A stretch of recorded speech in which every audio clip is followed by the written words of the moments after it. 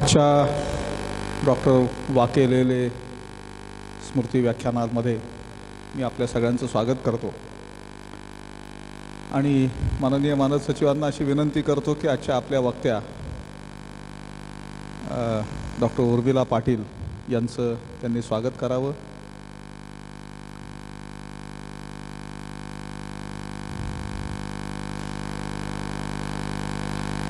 आणि त्याचबरोबर या व्याख्यानमालेचा आणि आजच्या वक्त्यांचा परिचय आणि या कार्यक्रमाचं प्रास्ताविकही त्यांनी करावं.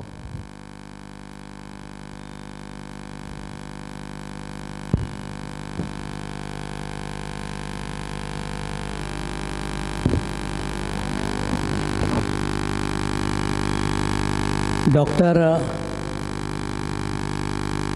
वामन केशव लेले यांच्या स्मृतीनिमित्त नियमितपणे जे व्याख्यान आयोजित करण्यात येतं त्या व्याख्यानमालेमध्ये आज डॉक्टर उर्मिला पाटील यांचं सारस्वत आणि संस्कृत ह्या विषयावर व्याख्यान आयोजित केलं आहे. त्या प्रसंगी मी आपणा सर्वांचं स्वागत करतो. सध्या राष्ट्रीय संस्कृत दिनाचा जे कार्यक्रम ठिकठिकाणी होत आहेत. आजही पुण्यामध्ये गीताधर्म मंडळामध्ये विविध संस्कृत संस्थांच्या सहकार्यानं संस्कृत दिनाचा कार्यक्रम चालू आहे आणि आजही इथे सारस्वत आणि संस्कृत या दोन्हींचाही संस्कृतशी संबंध आहे. हे व्याख्यान आयोजित केले हा एक योगायोगाचा भाग आहे. या व्याख्यानासंबंधी थोडंसं अगोदर सांगितलं पाहिजे की हा डॉक्टर उर्मिला पाटील यांच्या अभ्यासाचा विषय आहे, मुख्यतः प्रबंधाचा विषय आहे आणि त्या प्रबंधावर आधारित असं त्यांचं व्याख्यान आहे. जवळजवळ 125 वर्षापूर्वी तर त्याच्या अगोदरपासूनच मध्ययुगीन काळापासून सारस्वत यांच्यासंबंधी बऱ्याच उलटसुलट चर्चा होत होत्या. सारस्वतांचं ब्राह्मणत्व ते आहे की नाही यासंबंधी काही वाद सुरू होते. ते धर्मशास्त्रीय वाद होते. त्यातला काही भाग न्यायालयीन वादापर्यंत गेला आणि त्यामध्ये त्यांनी आपली प्रमाणं दिली. यामध्ये महत्त्वाचा भाग असा आहे की धर्मशास्त्राचा आधार घेऊन नेमका ब्राह्मण कोण याची चर्चा त्या काळात होत होती आणि ती चर्चा झाली. त्या चर्चेमधून फार मोठं काही निष्पन्न झालं आहे असं मला वाटत नाही. तथापि त्यासंबंधी डॉक्टर पाटील सविस्ताराने सांगतील. महत्त्वाचा मुद्दा त्यातला असा आहे की हे वाद जवळजवळ 125 वर्षापूर्वी संपलेले आहेत. मला वाटतं 1885च्या आसपास त्याचा शेवटचा टप्पा होता आणि आता त्या वादांना तसा अर्थ राहिला नाही. हा ऐतिहासिक भाग सगळा आहे आणि तो ऐतिहासिक ठरला आहे कारण आता तसे वाद कोणी उकरून काढत नाही. हे माझ्या मते एक प्रागतिकतेचं लक्षण आहे. सर्वच समाजाच्या दृष्टीने प्रागतिकतेचं लक्षण आहे. पण असं का होत होतं, त्यांची भूमिका काय होती, हा सगळा एक अभ्यास करण्याचा विषय आहे आणि एक अभ्यासक म्हणून त्या तिथे ते मांडणार आहेत हे सांगितलं पाहिजे. ज्यांच्या स्मृतीनिमित्त हे व्याख्यान आयोजित केलेलं आहे ते डॉक्टर वा के लेले. हे वस्तुतः संस्कृतचे अभ्यासक, संस्कृत काव्यशास्त्राचे अभ्यासक, पाश्चात्य काव्यशास्त्राचे अभ्यासक आणि पाश्चात्य शैली विज्ञान, शैलीशास्त्र आणि मराठी साहित्य यावर त्यांनी खूप काम केलेलं आहे. त्याचप्रमाणे संस्कृतमधल्या काव्यशास्त्रावर त्यांनी बरंच लेखन केलेलं आहे.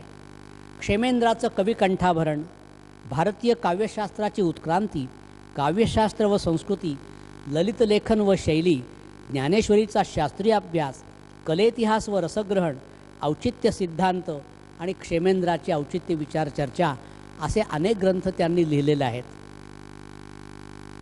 डॉक्टर लेले हे काही काळ पुण्यामध्ये होते.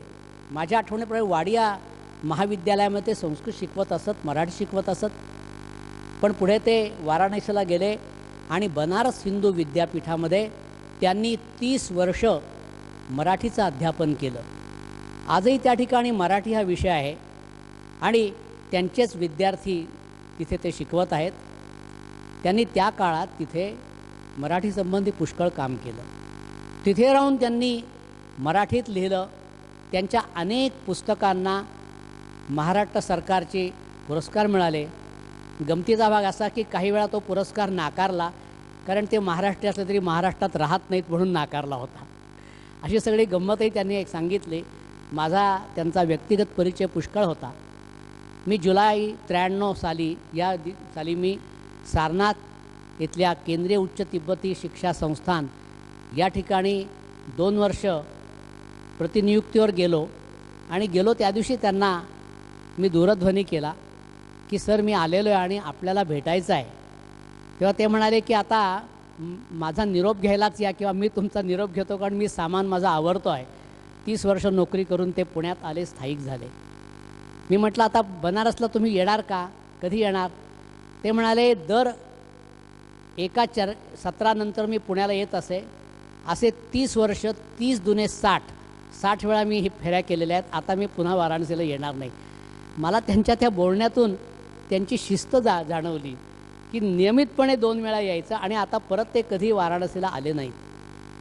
मला वाईट असं वाटतं की डॉक्टर लेले हे फार मोठे विद्वान होते, अतिशय गंभीर प्रकृतीचे आणि गंभीर लेखन करणारे. पण पुण्यामध्ये बऱ्याचशा लोकांची उपेक्षा होते, तशी त्यांची झाली, तशी या संस्थेमध्ये त्यांची झालेली असं मला दिसतं. एक प्रकारे त्याचं एक परिमार्जन असं म्हणता येईल.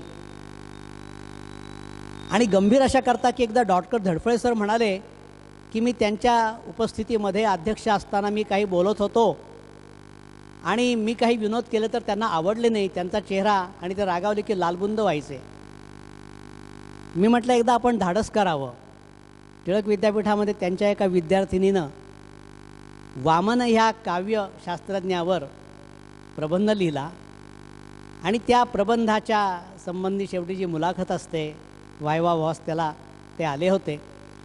तेव्हा मी बोलताना म्हणालो की काय योगायोग आहे, ज्या काव्यशास्त्रज्ञावर लिहिलेलं आहे त्याचं नाव वामन आणि मार्गदर्शकही वामन. त्यामुळे ते म्हणले आणि एक रेफरीसुद्धा वामनच आहेत असं म्हणून त्यांनी त्या माझ्या विनोदात भर घातली आणि तेही हसले. मी हसताना क्वचित पाहिलं, त्यातलं एक आहे. हे मी माझं स्वतःचं भाग्य समजतो की मी त्यांना हसायला लावलं थोडंसं. तर असे ते गंभीर प्रकृतीचे होते, पण फार चांगले सज्जन गृहस्थ होते. त्यांची मला कायमच आठवण राहील. डॉक्टर उर्मिला पाटील ह्या मुंबईच्या आहेत, मुळातल्या मुंबई विद्यापीठातून त्यांनी MA केलं आणि त्यानंतर त्या युनिव्हर्सिटी ऑफ टेक्सास ऑस्टिन या ठिकाणी प्रबंध PhDसाठी गेल्या. त्यांचे प्रबंधाचे मार्गदर्शक डॉक्टर पॅट्रिक ऑलिव्हिल हे संस्कृत, भारतीय तत्त्वज्ञान, उपनिषद, धर्मशास्त्र या विषयाचे फार मोठे व्यासंगी विद्वान आहेत. त्यांचं नेहमी इथे येणं जाणं असतं. त्यांच्या मार्गदर्शनाखाली डॉक्टर पाटील यांनी आपला प्रबंध लिहिला आणि त्याचबरोबर त्यांनी अनेक ठिकाणी अध्यापन केलं आहे. सध्या त्या लोयोला मॅरीमाउंट युनिव्हर्सिटी आणि university of California, Los Angeles या ठिकाणी अध्यापन करत आहेत. संस्कृत, भगवद्गीता, योगसूत्र अशा विविध प्रकारचं त्यांचं अध्यापन आहे आणि त्याचबरोबर त्या अनेक ठिकाणी व्याख्यानंही देत आहेत. आपल्या सगळ्या जबाबदाऱ्या सांभाळून त्यांचं अतिशय चांगलं काम चाललेलं आहे. याबद्दल मला आनंद होतो. मी त्यांचं स्वागत करतो आणि आपला अधिक वेळ न घेता त्यांना आपलं व्याख्यान सुरू करावं अशी विनंती करतो.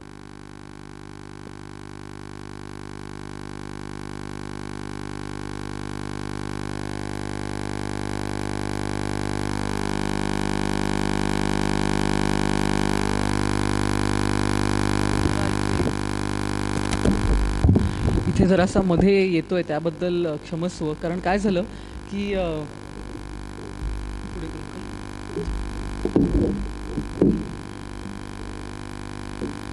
स्लाइड्स बनवल्या आहेत आणि त्या तिथे दिसणार आहेत, त्या तिकडनं स्लाइड्स पुढे जाणार आहेत, पण मला वाचायला काहीतरी हवं ना.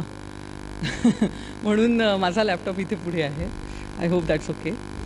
तर सर्वप्रथम मी बहुलकर सरांचे आभार मानते, त्यांनी मला इथे व्याख्यान द्यायला बोलवल्याबद्दल. सर हे मला रूढार्थाने शिक्षक म्हणून लाभले नाहीत, म्हणजे त्यांनी मला, ठीक आहे चालेल का खाली उभं राहिलं? नाही, कारण फक्त मध्ये मध्ये येतं. तर सरांनी मला कुठल्याही क्लासरूममध्ये कधी काही शिकवलेलं नाही आहे, पण तरीसुद्धा आता इतकी वर्ष झाली अनेक गोष्टींमध्ये सरांचं मार्गदर्शन मला लाभलेलं आहे. म्हणजे आता संस्कृत असो वा इतर काही संशोधनपर विषय असो, सरांनी मला नेहमीच वेळोवेळी मार्गदर्शन केलं आहे. आणि त्यांचं मार्गदर्शन ही माझ्या आयुष्यातली खरोखरच सर मी एक फार मोठी ठेव समजते. आज इथे भांडारकर संस्थेमध्ये देखील बोलताना एक वेगळीच भावना मनात येते. माझा संस्थेशी ऋणानुबंध फार जुना आहे. म्हणजे मी अगदी BA आणि MA करत असताना दरवर्षी इथे यायचे आणि काही ना काहीतरी लायब्ररीमध्ये मला पुस्तकं मिळायची, ती चालणं, इथल्या संशोधकांशी बोलणं हे नेहमी माझं व्हायचं. आणि अमेरिकेत गेल्यानंतर देखील जेव्हा जेव्हा मी भारतात आले तेव्हा तेव्हा संस्थेला आल्याशिवाय मला चैन पडत नाही. कारण आता माझ्या संशोधनाच्या निमित्ताने मी इतक्या ठिकाणी फिरले आहे, जगातल्या विविध ठिकाणी फिरले आहे, पण या संस्थेत आल्यावरती एक पावित्र्याची आणि मांगल्याची जी भावना येते ना मनात, ती इतरत्र कुठेच येत नाही. आणि आता भांडारकरांचा हा इतका भव्य दिव्य आणि सुंदर फोटो मागे आहे. आणि इथे आल्यावरती खरोखरच या विद्वानांनी जे प्रचंड काम केलं आहे आणि आम्हा पुढच्या पिढ्यांसाठी जी एक लेगसी ठेवली आहे, त्या लेगसीची जाणीव सतत मला इथे आल्यावरती होते. त्यामुळे मला खरोखरच आज एक मनात भारावलं जाणं म्हणतात ना, तसं काहीसं मी इथे अनुभवते. आता सरांनी खरं तर हे सांगितलेलं आहे, पण थोडंसं मी शीर्षकाबद्दल सांगते. आता सारस्वत आणि संस्कृत हे शीर्षक जरासं मोघम आहे, नाही का? म्हणजे तुमच्यापैकी कोणाला असं वाटलं असेल की मी कदाचित सारस्वत ब्राह्मणांचं संस्कृतमध्ये जे काही योगदान आहे त्याच्याविषयी बोलणार आहे, किंवा त्यांनी संस्कृतमध्ये जी काही ज्ञाननिर्मिती केली त्याच्याविषयी बोलणार आहे. खरं तर हा विषय आहे सुंदरच, त्याच्याबद्दल प्रश्नच नाही. म्हणजे भांडारकर स्वतः किती प्रकांड पंडित होते हे मी तुम्हाला सांगायची गरजच नाही. पण माझा आजचा विषय तो नाही आहे. तर आजचं जे माझं बोलणं आहे ते थोडंसं ऐतिहासिक, राजकीय, सामाजिक वळणावरचं आहे. तर इतिहासामध्ये साधारणतः 1500 ते 1885 या इतक्या वर्षांच्या कालावधीत सारस्वत ब्राह्मणांचे इतर ब्राह्मणांशी संबंध येत गेले. आणि हे जे संबंध होते ते सत्ता संबंधच होते. म्हणजे आपण ज्याला पॉवर रिलेशनशिप म्हणू ना, हे अशा प्रकारचे संबंध या दोन्ही समूहांमध्ये होते.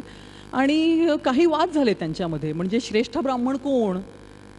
अर्थातच सारस्वत ब्राह्मणांचं म्हणणं होतं की आम्ही श्रेष्ठ, आम्ही चांगले ब्राह्मण. मात्र इतर ब्राह्मणांच्या दृष्टीने मात्र ते तसं नव्हतं. त्यांच्या मनामध्ये सारस्वत ब्राह्मणांची दुसरी प्रतिमा होती. तर सारस्वत ब्राह्मणांची एक अभिमानपर ओळख आणि दुसऱ्या ब्राह्मणांची त्यांच्याबद्दल असणारी प्रतिमा, हा जो सगळा खेळ आहे तो मी इथे मांडणार आहे. आणि सगळ्यात महत्त्वाचं म्हणजे या गोष्टीमध्ये संस्कृतनी अत्यंत महत्त्वाची भूमिका निभावली, संस्कृत भाषेने. तर संस्कृत भाषेचा नक्की सहभाग काय होता, संस्कृत भाषेच्या द्वारे हे सत्ता संबंध कसे घडत गेले, हा आजचा माझा व्याख्यानाचा विषय आहे. तुम्ही स्लाईड दाखवता पुढची?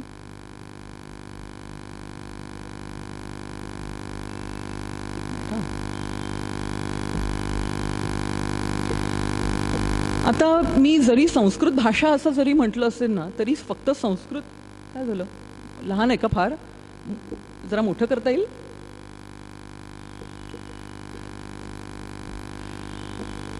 नाही येणार का?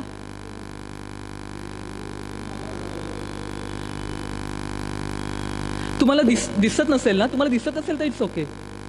दिसतंय का? फार बारीक आहे ना?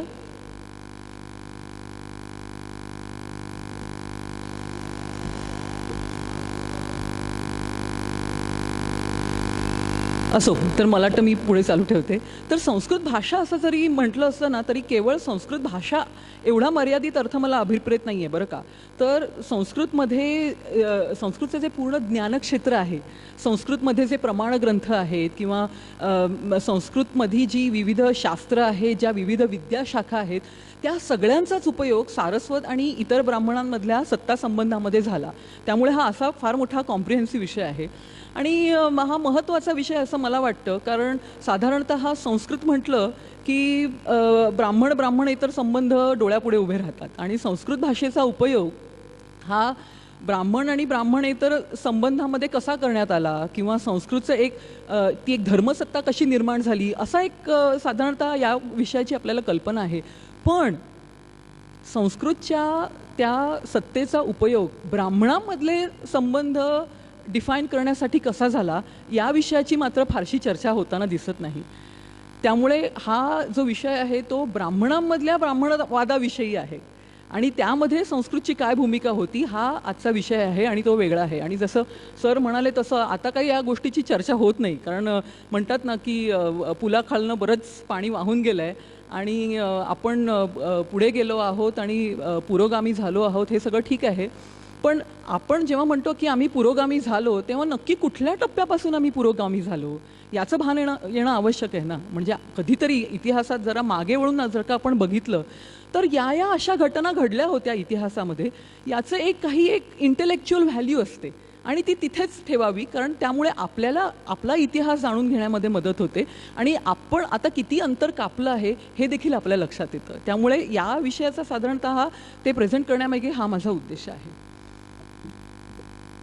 आता ही गोष्ट खूप मोठी आहे, 350 वर्ष.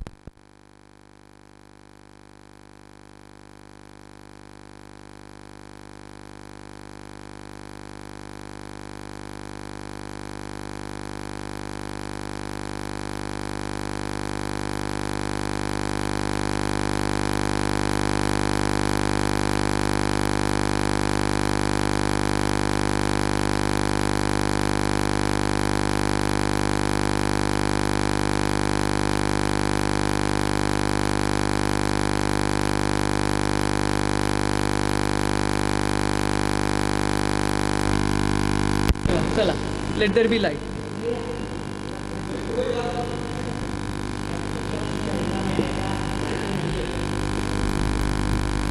आता ही म्हटलं मी 350 वर्षाची मोठी गोष्ट आहे, पण या गोष्टीची सुरुवात मी सुरुवातीपासून करणार नाही बरं का, हे मी आधीच तुम्हाला सांगते. या गोष्टीची सुरुवात करणार आहे मी साधारण शेवटाकडूनच. हां, आता शेवट साधारणतः 19व्या शतकामध्ये एक घटना घडली, त्याचं मी आता तुम्हाला त्याच्याबद्दल सांगणार आहे. आणि या घटनेच्या आधी बरंच काय काय झालं आणि त्या घटनेच्या नंतरही बरंच काय काय झालं. हां, म्हणून या घटनेचं मूल्य या व्याख्यानाच्या दृष्टीने खूप आहे. तर झालं काय, तर 15 जून 1868 रोजी वेणुताई नावाच्या एक चित्पावन विधवा स्त्री होत्या. हां, तर त्यांचा पुनर्विवाह पांडुरंग करमरकर या चित्पावन गृहस्थांशी झाला. आता मुंबईतले काही कर्मठ ब्राह्मण होते, त्यांना या गोष्टीचा निषेध करावासा वाटला आणि त्यांनी मुंबईला ठाकूरद्वारला एक ब्राह्मणांची सभा बोलवली. हां, जेणेकरून सगळे ब्राह्मण या सभेत येतील आणि एक निषेधाचा ठराव पास करू शकतील. आता सभा जेव्हा ऐन भरात आली होती तेव्हा तिथे बाळ मंगेश वागळे नावाचे सारस्वत ब्राह्मण पोहोचले. आता बाळ मंगेश वागळे खरं तर खूप प्रसिद्ध बॅरिस्टर होते बरं का त्या काळचे, म्हणजे one of the first barristers in India. आता त्यांनी अशी इच्छा व्यक्त केली की या सभेमध्ये जे पत्र सर्क्युलेट होतं ना ते मला जरा वाचायला द्या. हां, तिथे गणेश मालवणकर नावाचे एक चित्पावन गृहस्थ होते. त्यांनी पत्र द्यायला तर मनाई केलीच, उलट वागळेंना सांगितलं तुम्ही या सभेतनं आता निघून जा. झालं, वागळे चिडले आणि ते मालवणकरांबरोबर वाद घालायला लागले. मालवणकर पण चिडले आणि चांगलं अगदी हमरातुमरीवरती आलं प्रकरण आणि धक्काबुक्की सुद्धा झाली. झालं, वागळेंनी मालवणकरांविरुद्ध मॅजिस्ट्रेट कोर्टामध्ये केस दाखल केली की या माणसांनी मला धक्काबुक्की केली आणि मला इजा करायचा प्रयत्न केला म्हणून. आता ती सगळी जी जबानी आहे ना मालवणकरांची त्या कोर्टामध्ये त्यांनी जे काय म्हटलंय तो तपशील खूप मोठा आणि खूप इंटरेस्टिंग आहे. मी ते सगळं आता सांगत बसणार नाही, पण त्यांनी काही काही गोष्टी म्हटल्या त्या खूप इंटरेस्टिंग आहेत, ते आपण आता इथे बघूया. पुढची स्लाईड. आणि इथे मी वाचून दाखवेन तुम्हाला.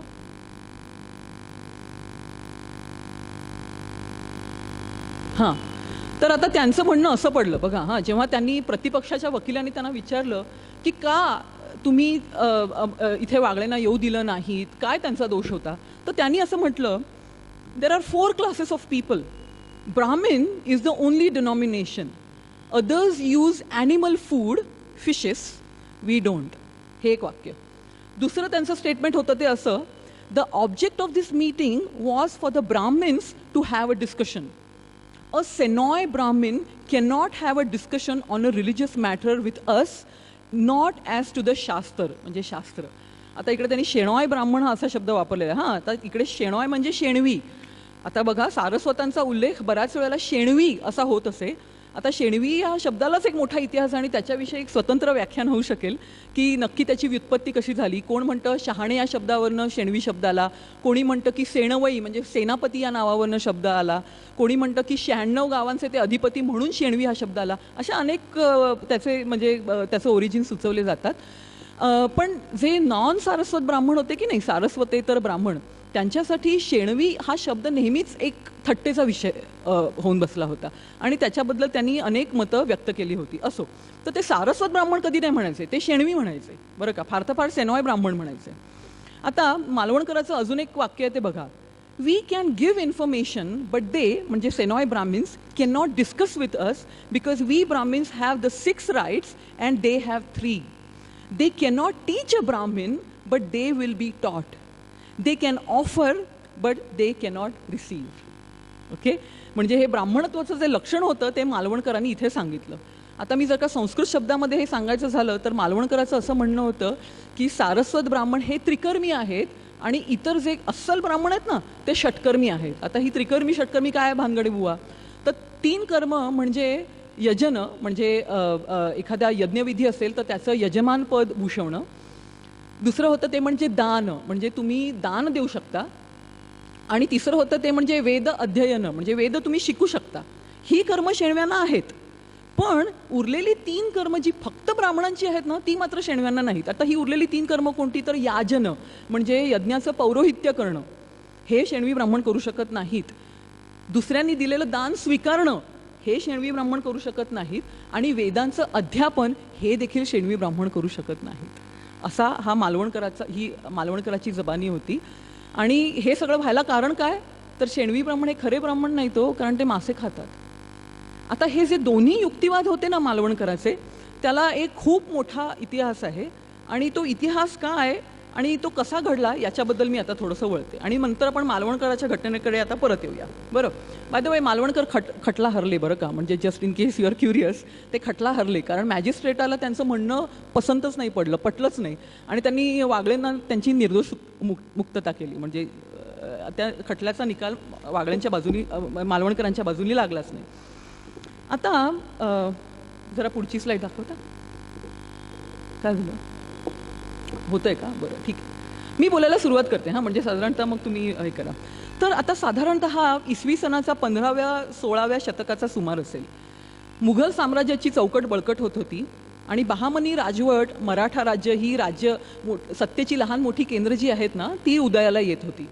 आता या राज्यांमध्ये, या सत्ता केंद्रांमध्ये कार्यक्षमतेने राज्यकारभार करण्यासाठी लोकांची गरज भासू लागली होती. बरोबर, रोजगाराच्या आणि व्यवसायाच्या अनेक संधी निर्माण होत होत्या या काळामध्ये आणि याचा फायदा साहजिकच लिहू वाचू शकणाऱ्या साक्षर समुदायांना झाला, कारण ही सगळी लिखापडीची कामं होती हो. त्यामुळे साक्षर समुदायांना साहजिकच त्यांचं महत्त्व वाढलं. थोडक्यात सांगायचं तर कायस्थ आणि ब्राह्मण यांसारखे साक्षर समुदाय होते ना, त्यांना अच्छे दिन आले होते आणि खरोखरचेच अच्छे दिन आले होते बरं का. तर या इतर जे ब्राह्मण जे होते ते या सत्ता केंद्रांकडे आकर्षित झाले आणि इतर ब्राह्मणांप्रमाणे सारस्वत ब्राह्मणही अनेक प्रकारच्या नोकऱ्या करायला लागले. मग ते कुठेतरी स्थानिक अधिकारी म्हणून काम करायला लागले, लेखनिक म्हणून काम करायला लागले, राजदूत म्हणून काम करायला लागले, दफ्तरदार, मुन्शी, अशा अनेक प्रकारच्या जबाबदाऱ्या सारस्वत ब्राह्मण पार पाडायला लागले. आता याच सुमारास असं झालं की राजाश्रयामुळे या महाराष्ट्र आणि कोकणमधल्या अनेक तीर्थक्षेत्रांची देखील भरभराट होत होती. तीर्थक्षेत्र म्हणा किंवा स्थानिक देवळं आहेत, देवस्थानं आहेत, त्यांची भरभराट होत होती. आणि या देवस्थानांमध्ये देखील अनेक पोझिशन्स ओपन होत होत्या. म्हणजे जसं पुरोहित आहे, जो पौरोहित्य करतो, किंवा सरज्योतिषी म्हणजे अख्ख्या गावाचं ज्योतिष सांगणारा तो सरज्योतिषी आहे, फार मोठी मानाची पदवी होती. किंवा ज्या देवाच्यासाठी ज्या जमिनी होत्या त्या जमिनींचे मालक होते, महाजन होते, कुळावी होते, किंवा शेत जमीन जी होती त्या शेतजमिनीचे मालक, अशा अनेक ज्या व्यवसायाच्या संधी होत्या त्या संधींचा उपयोग देखील सारस्वत ब्राह्मणांना झाला आणि त्यांनी त्या भागातले जे इतर ब्राह्मण आहेत त्यांना चांगलीच टक्कर द्यायला सुरुवात केली, कारण त्यांच्यामध्ये अंगभूत कौशल्य चांगलंच होतं. आता एक गोष्ट इथे लक्षात घ्यायला पाहिजे की ब्राह्मणत्व, ओके, ब्राह्मण असणं हे या सगळ्या समुदायांच्या दृष्टीने साधनही होतं ज्याच्या जोरावर ते या नोकऱ्या मिळवू शकत होते, आणि ते एका प्रकारे साध्यही होतं. आता याचा अर्थ काय? तर या सगळ्या समुदायांना वाटायला लागलं की मी फक्त ब्राह्मण आणि मला ही नोकरी मिळते एवढं मला पुरेसं नाही, तर मी ब्राह्मण आहे याची प्रतिष्ठा देखील मला मिळायला हवी, समाजामध्ये मला मानमरातब मिळायला हवा, एक प्रेस्टीज मिळायला हवं आणि काही खास हक्क मिळाला पाहिजे, जेणेकरून इतर लोकांना पटेल की मी खरोखरच एक प्रतिष्ठित ब्राह्मण आहे. आता हे हक्क कशा प्रकारचे होते बाबा? तर उपनयन करण्याचा अधिकार, मुंज करण्याचा अधिकार, गायत्री मंत्र जपायचा अधिकार त्यांना हवा झाला होता, पौरोहित्य करण्याचा अधिकार, संन्यास घेण्याचा अधिकार, असे अनेक प्रकारचे जे खास आपण ब्राह्मणी अधिकार जे म्हणतो ना ते त्यांना हवेसे झाले होते. आणि साहजिकच याचा परिणाम जो व्हायचा तोच झाला. प्रत्येक ब्राह्मण आणि प्रत्येक ब्राह्मण समुदाय म्हणायला लागला की नाही, हे हक्क मलाच हवेत, आम्हालाच हवेत, आणि इतर जी दुसरे जे ब्राह्मण समुदाय आहेत त्यांना काही अर्थ नाही, ते कनिष्ठ ब्राह्मण आहेत. ओके, हा असा साधारणतः मोठा वाद सुरू झाला. आता या वादाचा एक मोठा परिणाम म्हणजे खरा ब्राह्मण कोण या विषयाची सैद्धांतिक चर्चा सुरू झाली, थिओरिटिकल डिस्कशन. पुढची स्लाइड दाखवा प्लीज. होतच नाहीये का?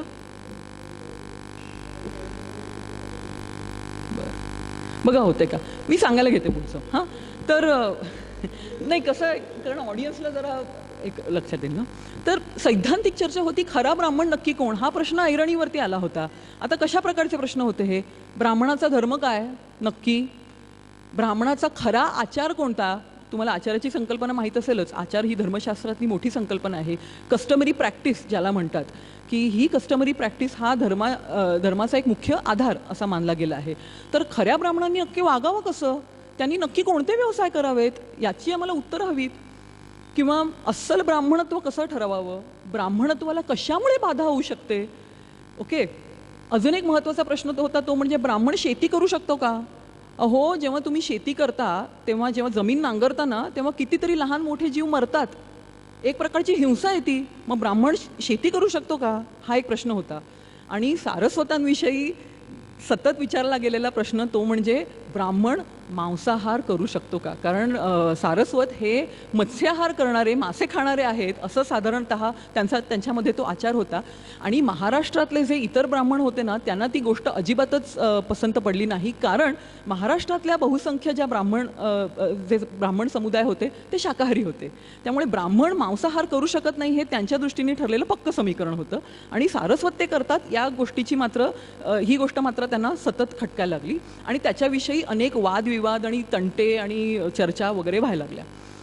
आता मी म्हटलं वादविवाद व्हायला लागले, चर्चा व्हायला लागल्या, पण हे वादविवाद आणि चर्चा नेमक्या कुठे व्हायच्या आणि कशासाठी व्हायच्या? तर आता आपण पुढची स्लाईड दाखवा प्लीज. तर धर्मसभेच्या मार्फत हे सगळे वाद सोडवले जायचे किंवा या चर्चांना, या प्रश्नांना उत्तरं मिळायची ती धर्मसभेच्या मार्फत. ओके, आता धर्मसभा म्हणजे साधारणतः तुम्हाला कल्पना आली असेल की धर्मनिर्णय करण्यासाठी बोलवलेली सभा, बरोबर. आता इथे न्याय व्हायचे, सामाजिक आणि धार्मिक गोष्टींबद्दलचे न्याय व्हायचे. 4 ठिकाणचे प्रतिष्ठित पंडित यायचे, एकत्र जमायचे आणि प्रमाणग्रंथांची छाननी करायचे, स्मृतिग्रंथांची छाननी करायचे आणि न्यायदानाचं काम करायचं, आपला निर्णय सांगायचे. आता ह्या ज्या धर्मसभा होत्या ना त्या अनेक ठिकाणी विखुरलेल्या होत्या, बरं का. एक जी धर्मसभा होती सगळ्यात प्रतिष्ठित ती म्हणजे बनारसची, काशीची धर्मसभा म्हणजे काय बोलायलाच नको, सगळ्यात अगदी टॉप, सुप्रीम कोर्ट अशी ऑथॉरिटी. शिवाय पैठण, सातारा, वाई यासारख्या महाराष्ट्रामध्ये जी काही शिकवण्याची केंद्र होती ना तिथे देखील या धर्मसभा भरायच्या. आता बघा, लक्षात घ्या, जेव्हा कोणता ब्राह्मण किंवा ब्राह्मण समुदाय धर्मसभेकडे जातो आणि त्यांना सांगतो, त्या ब्राह्मणांना सांगतो की मला न्याय हवा आहे, तर या धर्मसभेच्या स्वरूपामध्येच एक हायरार्की अंतर्भूत आहे, बरोबर. म्हणजे न्याय मागणारे कनिष्ठ झाले आणि न्याय देणारे जे आहेत ना ते श्रेष्ठ ठरले, बरोबर. म्हणजे न्याय देणारे जे ब्राह्मण आहेत ना ते कसे सदाचरणी आणि कुठल्याही प्रकारची चूक न करणारे, शिवाय मोठे पंडित. तर ही एक हायरार्की होती, ती धर्मसभेच्या रूपातच अंतर्भूत होती. बरं, आता हे सगळे जे न्यायाधीश होते धर्मसभेमधले ते मुळात या स्थानापर्यंत पोचलेच कसे, न्यायाधीश झालेच कसे, तर त्यांच्या न्यायाधीश होण्यामध्ये संस्कृत आणि संस्कृतमधल्या विद्याशाखांचा खूप मोठा सहभाग होता. म्हणजे हे जे सगळे पंडित होते ना त्या पंडितांनी संस्कृतमध्ये प्रचंड काम केलेलं असलं पाहिजे. त्यांना धर्मनिर्णय देता यायला पाहिजे, कारण धर्म हा अत्यंत जटिल आणि गुंतागुंतीचा विषय. निर्णय द्यायचा म्हणजे 4 ग्रंथ तपासायला हवेत, त्यांच्या वरच्या टीका वाचायला हव्यात, व्याकरणाचं ज्ञान तुमचं पक्कं हवं, मीमांसा, न्यायशास्त्र या अनेक विद्याशाखांची तुम्हाला चांगली ओळख असायला हवी. तर हे जे सगळं होतं ना, हे संस्कृतचं साधारण अधिराज्य जे होतं ते धर्मपंडित गाजवत असत आणि त्यांच्या त्या विद्वत्तेच्या जोरावरच ते न्यायाधीश पदवीला गेले होते. म्हणजेच एक लक्षात घ्या की ज्यावेळी व्यवसाय आणि आहार यासारख्या लहान लहान गोष्टींवरून ब्राह्मण समूह वादाचा विषय ठरत होते, त्याचवेळी संस्कृतच्या माध्यमातून शास्त्रोक्त चर्चा करण्याचा विधिवत अधिकार ज्याला आहे तोच खरा अस्सल ब्राह्मण, ही देखील ब्राह्मणत्वाची एक व्याख्या समांतरपणे दृढपणे तयार होत होती. ओके, म्हणजे संस्कृतवर आधारित नैपुण्य आणि ज्ञाननिर्मिती हे ब्राह्मणत्वाचं एक अतिशय पोटंट, पॉवरफुल असं व्यवच्छेदक लक्षण या काळामध्ये बनत होतं, बरोबर. आता या ब्राह्मणत्वाचे जे प्रमुख दावेदार होते ना ते होते बनारसचे पंडित. ओके, आणि गंमत म्हणजे हे सगळे बनारसचे पंडित महाराष्ट्रातूनच तिथे गेले होते, बरं का. म्हणजे साधारणतः 15व्या-16व्या शतकामध्ये महाराष्ट्रातले अनेक कृष्णा गोदावरी आणि साधारणतः देशावरची अनेक पंडित घराणी होती ना ती बनारसला जाऊन स्थायिक झाली होती आणि त्यांनी अक्षरशः आपलं बौद्धिक साम्राज्य तिथे उभारलं होतं, कारण ते होतेच तशा प्रकारचे प्रकांड पंडित. आपण गागा भट्टांचं नाव ऐकलेलंच आहे. शिवाय शूद्र कमलाकर लिहिणारे कमलाकर भट्ट होते. स्मृती ग्रंथांवर आणि जैमिनी सूत्रांवर टीका करणारे एक शेष म्हणून होते. धर्मशास्त्र आणि काव्यशास्त्राचे विद्वान नारायण भट्ट अरादे होते. आता हे सगळे पंडित तर सुप्रसिद्ध होतेच आणि त्यांची घराणी पण सुप्रसिद्ध होती. ओके, म्हणजे हे काही अगदी काल परवाचं नव्हतं, तर अनेक वर्षापासून अनेक दशकांपासून चालत आलेलं त्यांच्याकडचं हे पांडित्य होतं. खरं तर विद्वानांनी याच्यावरती बरंच काय काय काम केलेलं आहे. एक हरदत्त शास्त्री आहेत किंवा ओ हानलन आहेत, त्यांनी खूप सुंदर लेख लिहिले आहेत या विषयावरती. म्हणजे तुम्हाला इंटरेस्ट असेल तर तुम्ही ते वाचू शकता. आता काशीच्या या पंडितांचा शब्द अखेरचा मानला जावा इतपत त्यांचा प्रभाव होता, बरोबर.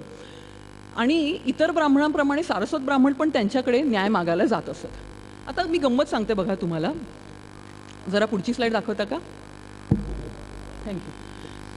हे ब्राह्मण काशीचे विद्वान जरी स्वतःला अत्यंत निस्पृह न्यायदानाचं काम करणारे पंडित जरी म्हणवत असले तरी प्रादेशिक अस्मितेपासून ते देखील स्वतःला वंचित ठेवू शकले नाहीत. हे कसं झालं बरं? तर हे बनारसचे जे महाराष्ट्रातनं गेलेले पंडित होते ना ते स्वतःची ओळख कायम आम्ही द्रविड ब्राह्मण आहोत अशी करून द्यायचे. आता द्रविड ब्राह्मण ही काय भानगड आहे बुवा? तर साधारणतः इसवी सनाच्या 12व्या-13व्या शतकापासून गौड आणि द्रविड असे ब्राह्मणांमध्ये 2 गट मानले जात होते, बरं का. गौड ब्राह्मण आणि द्रविड ब्राह्मण. आता गौड ब्राह्मण होते ना ते उत्तरेकडचे ब्राह्मण आणि द्रविड ब्राह्मण हे दक्षिणेकडचे ब्राह्मण. आणि त्यांचं विभाजन, या जिओग्राफिकल एरियाचं विभाजन करणारी जी काल्पनिक रेषा होती ती म्हणजे विंध्य पर्वत. म्हणजे विंध्य पर्वताच्या उत्तरेकडचे जे आहेत ते सगळे गौड ब्राह्मण, बरं का. आणि विंध्य पर्वताच्या दक्षिणेकडचे जे आहेत ते सगळे द्रविड ब्राह्मण. आता जेव्हा बनारसमध्ये महाराष्ट्रातले पंडित गेले ना तेव्हा त्यांना आपली ही द्रविड आयडेंटिटी जी आहे ना ती अत्यंत महत्त्वाची वाटू लागली. का सांगते? कारण बनारस हे उत्तरेतलं शहर, तिकडे भारतभरातनं सगळे पंडित येत असायचे. आता आपलं जर का बस्तान बसवायचं असेल किंवा आम्ही श्रेष्ठ आहोत हे जर का त्यांना सांगायचं असेल तर एक त्यांना आयडेंटिटी मार्कर आवश्यक होता आणि तो आयडेंटिटी मार्कर होता द्रविड हा शब्द. आणि या आयडेंटिटी मार्करच्या आधारे आणि आपल्या पांडित्याच्या जोरावर हे द्रविडी ब्राह्मण बनारसमधले जे गौड ब्राह्मण होते ना उत्तरेतले, त्यांच्याशी स्पर्धा करायला लागले. म्हणजे असे पण रेफरन्सेस आहेत की गौड ब्राह्मणांना या द्रविडांबद्दल चक्क असूया वाटायला लागली होती की हे आले दक्षिणेतून आणि आता कानामागून आले आणि तिकट झाले आणि आता आम्हाला कशामध्ये काही सहभाग करूच देत नाही आहेत, बरं का. असा साधारणतः तो त्यांच्या वादाचा विषय होता.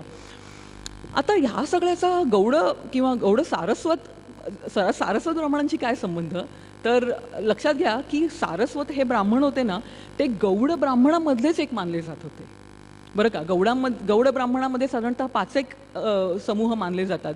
कान्यकुब्ज ब्राह्मण आहेत, अग्निवैश्य ब्राह्मण आहेत, मैथिल ब्राह्मण आहेत, उत्कल ब्राह्मण आहेत. त्यापैकी एक त्रिहोत्र म्हणजे सारस्वत ब्राह्मण हा देखील एक ग्रुप होता, बरं का.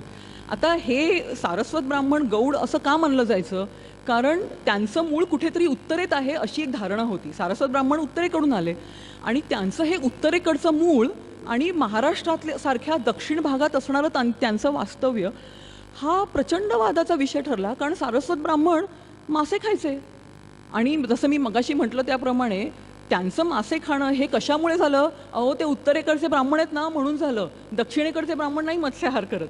म्हणजे कळलं ना की या गौड द्रविड ही जी सगळी एक डिव्हिजन झाली त्याच्यामध्ये मत्स्याहार हा एक फार महत्त्वाचा मुद्दा मानला गेला होता, बरोबर. आता एक लक्षात घ्या की जेव्हा सारस्वत ब्राह्मण निर्णय मागायला, ब्राह्मणत्वाचा निर्णय मागायला जेव्हा जायचे की नाही या धर्मसभेमध्ये सगळ्यात जास्त प्रिडॉमिनन्स किंवा अधिराज्य होतं ते कोणाचं, द्रविड ब्राह्मणांचं, बरोबर आहे. म्हणजे आता गौड ब्राह्मणांवरती जर का मात करायची असेल तर सारस्वतांच्या ब्राह्मणत्वाचा निर्णय घेताना ते आपसुकच साध्य झालं, हो की नाही. कारण सारस्वत हे गौड ब्राह्मण, त्यामुळे द्रविड ब्राह्मणांची जी सत्ता होती ती आपसुकच त्याच्यातनं स्पष्ट होत होती.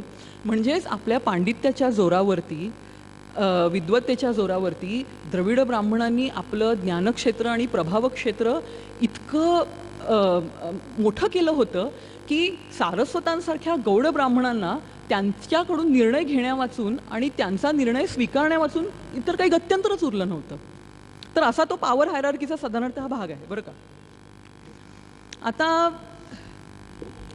संस्कृत भाषा, संस्कृतचं ज्ञानक्षेत्र जे मी सुरुवातीला तुम्हाला सांगितलं आणि द्रविड ब्राह्मणांची गौड ब्राह्मणावर असणारी सत्ता, या 3 गोष्टींचा जर का तुम्हाला संगम बघायचा असेल ना तर 1631 सालचं एक निर्णयपत्र आहे. आता आपण त्याच्याकडे वळूया. पुढची स्लाईड दाखवा प्लीज. हे जे निर्णयपत्र आहे ना खूप महत्त्वाचं आहे. ते गौड आणि द्रविड ब्राह्मणामधल्या संबंधाचं एक प्रतीक आहे, आपण असं मानू शकतो. आता बघा, या निर्णयपत्रातल्या माहितीनुसार वैशाख महिन्यात काशीमध्ये एक मोठी धर्मसभा भरली होती.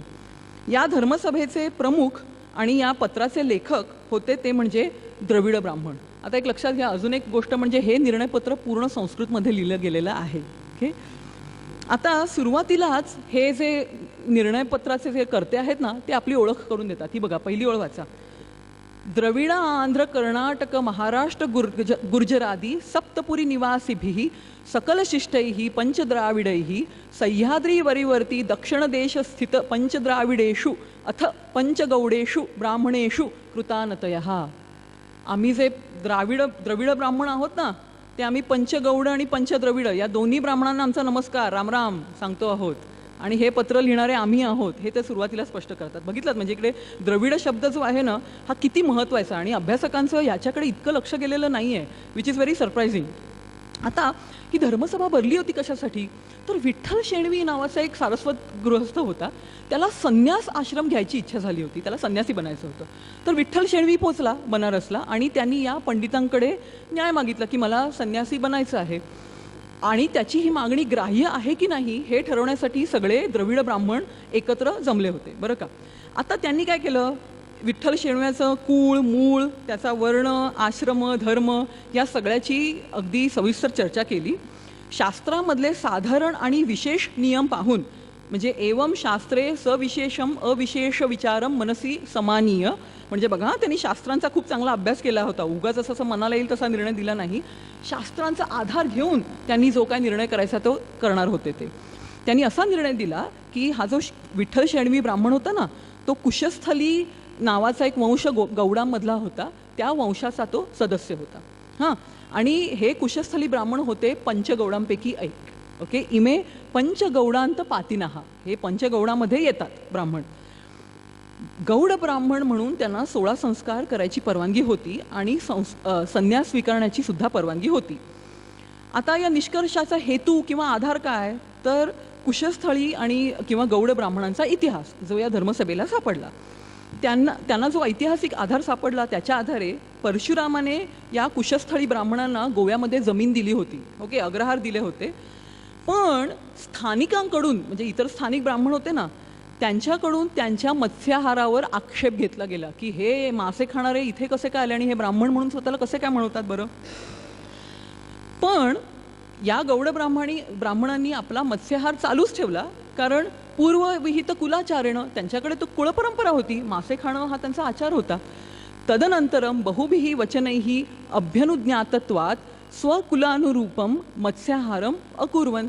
त्यांनी त्याच्या अनेक गोष्टींचा विचार केला आणि त्यांना जसं लक्षात आलं की मत्स्याहाराची पद्धत आपल्याकडे आहे आणि आपण ती कायम ठेवावी. आता इतरांना त्यांचं मासे खाणं हे हा आचार आहे हे माहिती नव्हतं बरं का, हे निर्णयपत्रामध्येच म्हटलं, हे मी नाही म्हणत आहे. म्हणून त्यांचा इतर लोक अपमान करू लागले आणि त्यांना दूर लोटू लागले. धर्मसभेने शास्त्र व्यवहार पाहिला, the application of shastras in the case of the Shenvis, आणि निर्णय दिला की मासे खाणं त्यांच्या प्रदेशात संमत आहे, म्हणजे उत्तरेकडच्या प्रदेशात संमत आहे. आणि परशुरामाने जरी त्यांची स्थापना दक्षिणेत केली असली तरी या त्यांच्या आचाराला बाध येत नाही. त्यामुळे विठ्ठल शेणव्यांनी खुशाल संन्यास घ्यावा. आणि इतकंच म्हणून ते थांबत नाहीत, हे असंही पुढे म्हणतात की विठ्ठल शेणव्याच्या जातीतले जे इतर लोक आहेत ना, त्यांनी त्याच्या शब्दाला मान द्यावा, त्याची आज्ञा मान्य करावी. स्वसामान्योद्भवैः तदाज्ञा वंद्या. आणि शेवटचे शब्द खूप महत्त्वाचे आहेत, इति शिष्ट संमती. ही संमती आम्ही शिष्ट म्हणजे सुज्ञ लोक, धर्मशास्त्र जाणणारे सदाचरणी लोक, आम्ही ही परवानगी देत आहोत. आता मुद्दा हा नाही आहे की विठ्ठल शेणव्याचं ब्राह्मणत्व यांनी मान्य केलं. मुळात विठ्ठल शेणव्याला त्यांच्याकडे परवानगीसाठी जावं लागतं, हाच गौड आणि द्रविड ब्राह्मणांमधल्या सत्ता संबंधांचा भाग आहे. हो ना, म्हणजे विठ्ठल शेणव्याच्या बाजूनी निर्णय गेला खरा, पण एक प्रश्न सतत मनात येतो की या धर्मसभेवरती एकही गौड ब्राह्मण का नाही आहे, किंवा विठ्ठल शेणव्याचा स्वतःचा युक्तिवाद काय आहे इकडे, तो काही स्वतः बोलतच नाही आहे. एकही गौड ब्राह्मण नाही, विठ्ठल शेणवी स्वतः काही बोलत नाही. जो निर्णय आहे तो हे द्रविड ब्राह्मण घेत आहेत. आणि कशाच्या आधारे, शास्त्रांच्या आधारे, संस्कृतमधल्या ज्या विद्या आहेत त्यांच्या आधारे, आणि हा निर्णय कळवत आहेत ते देखील संस्कृतमधनं. ओके, म्हणजे लक्षात आलं ना संबंध तुम्हाला, संस्कृत आणि शास्त्र आणि ब्राह्मणामधले हे असे सत्ता संबंध.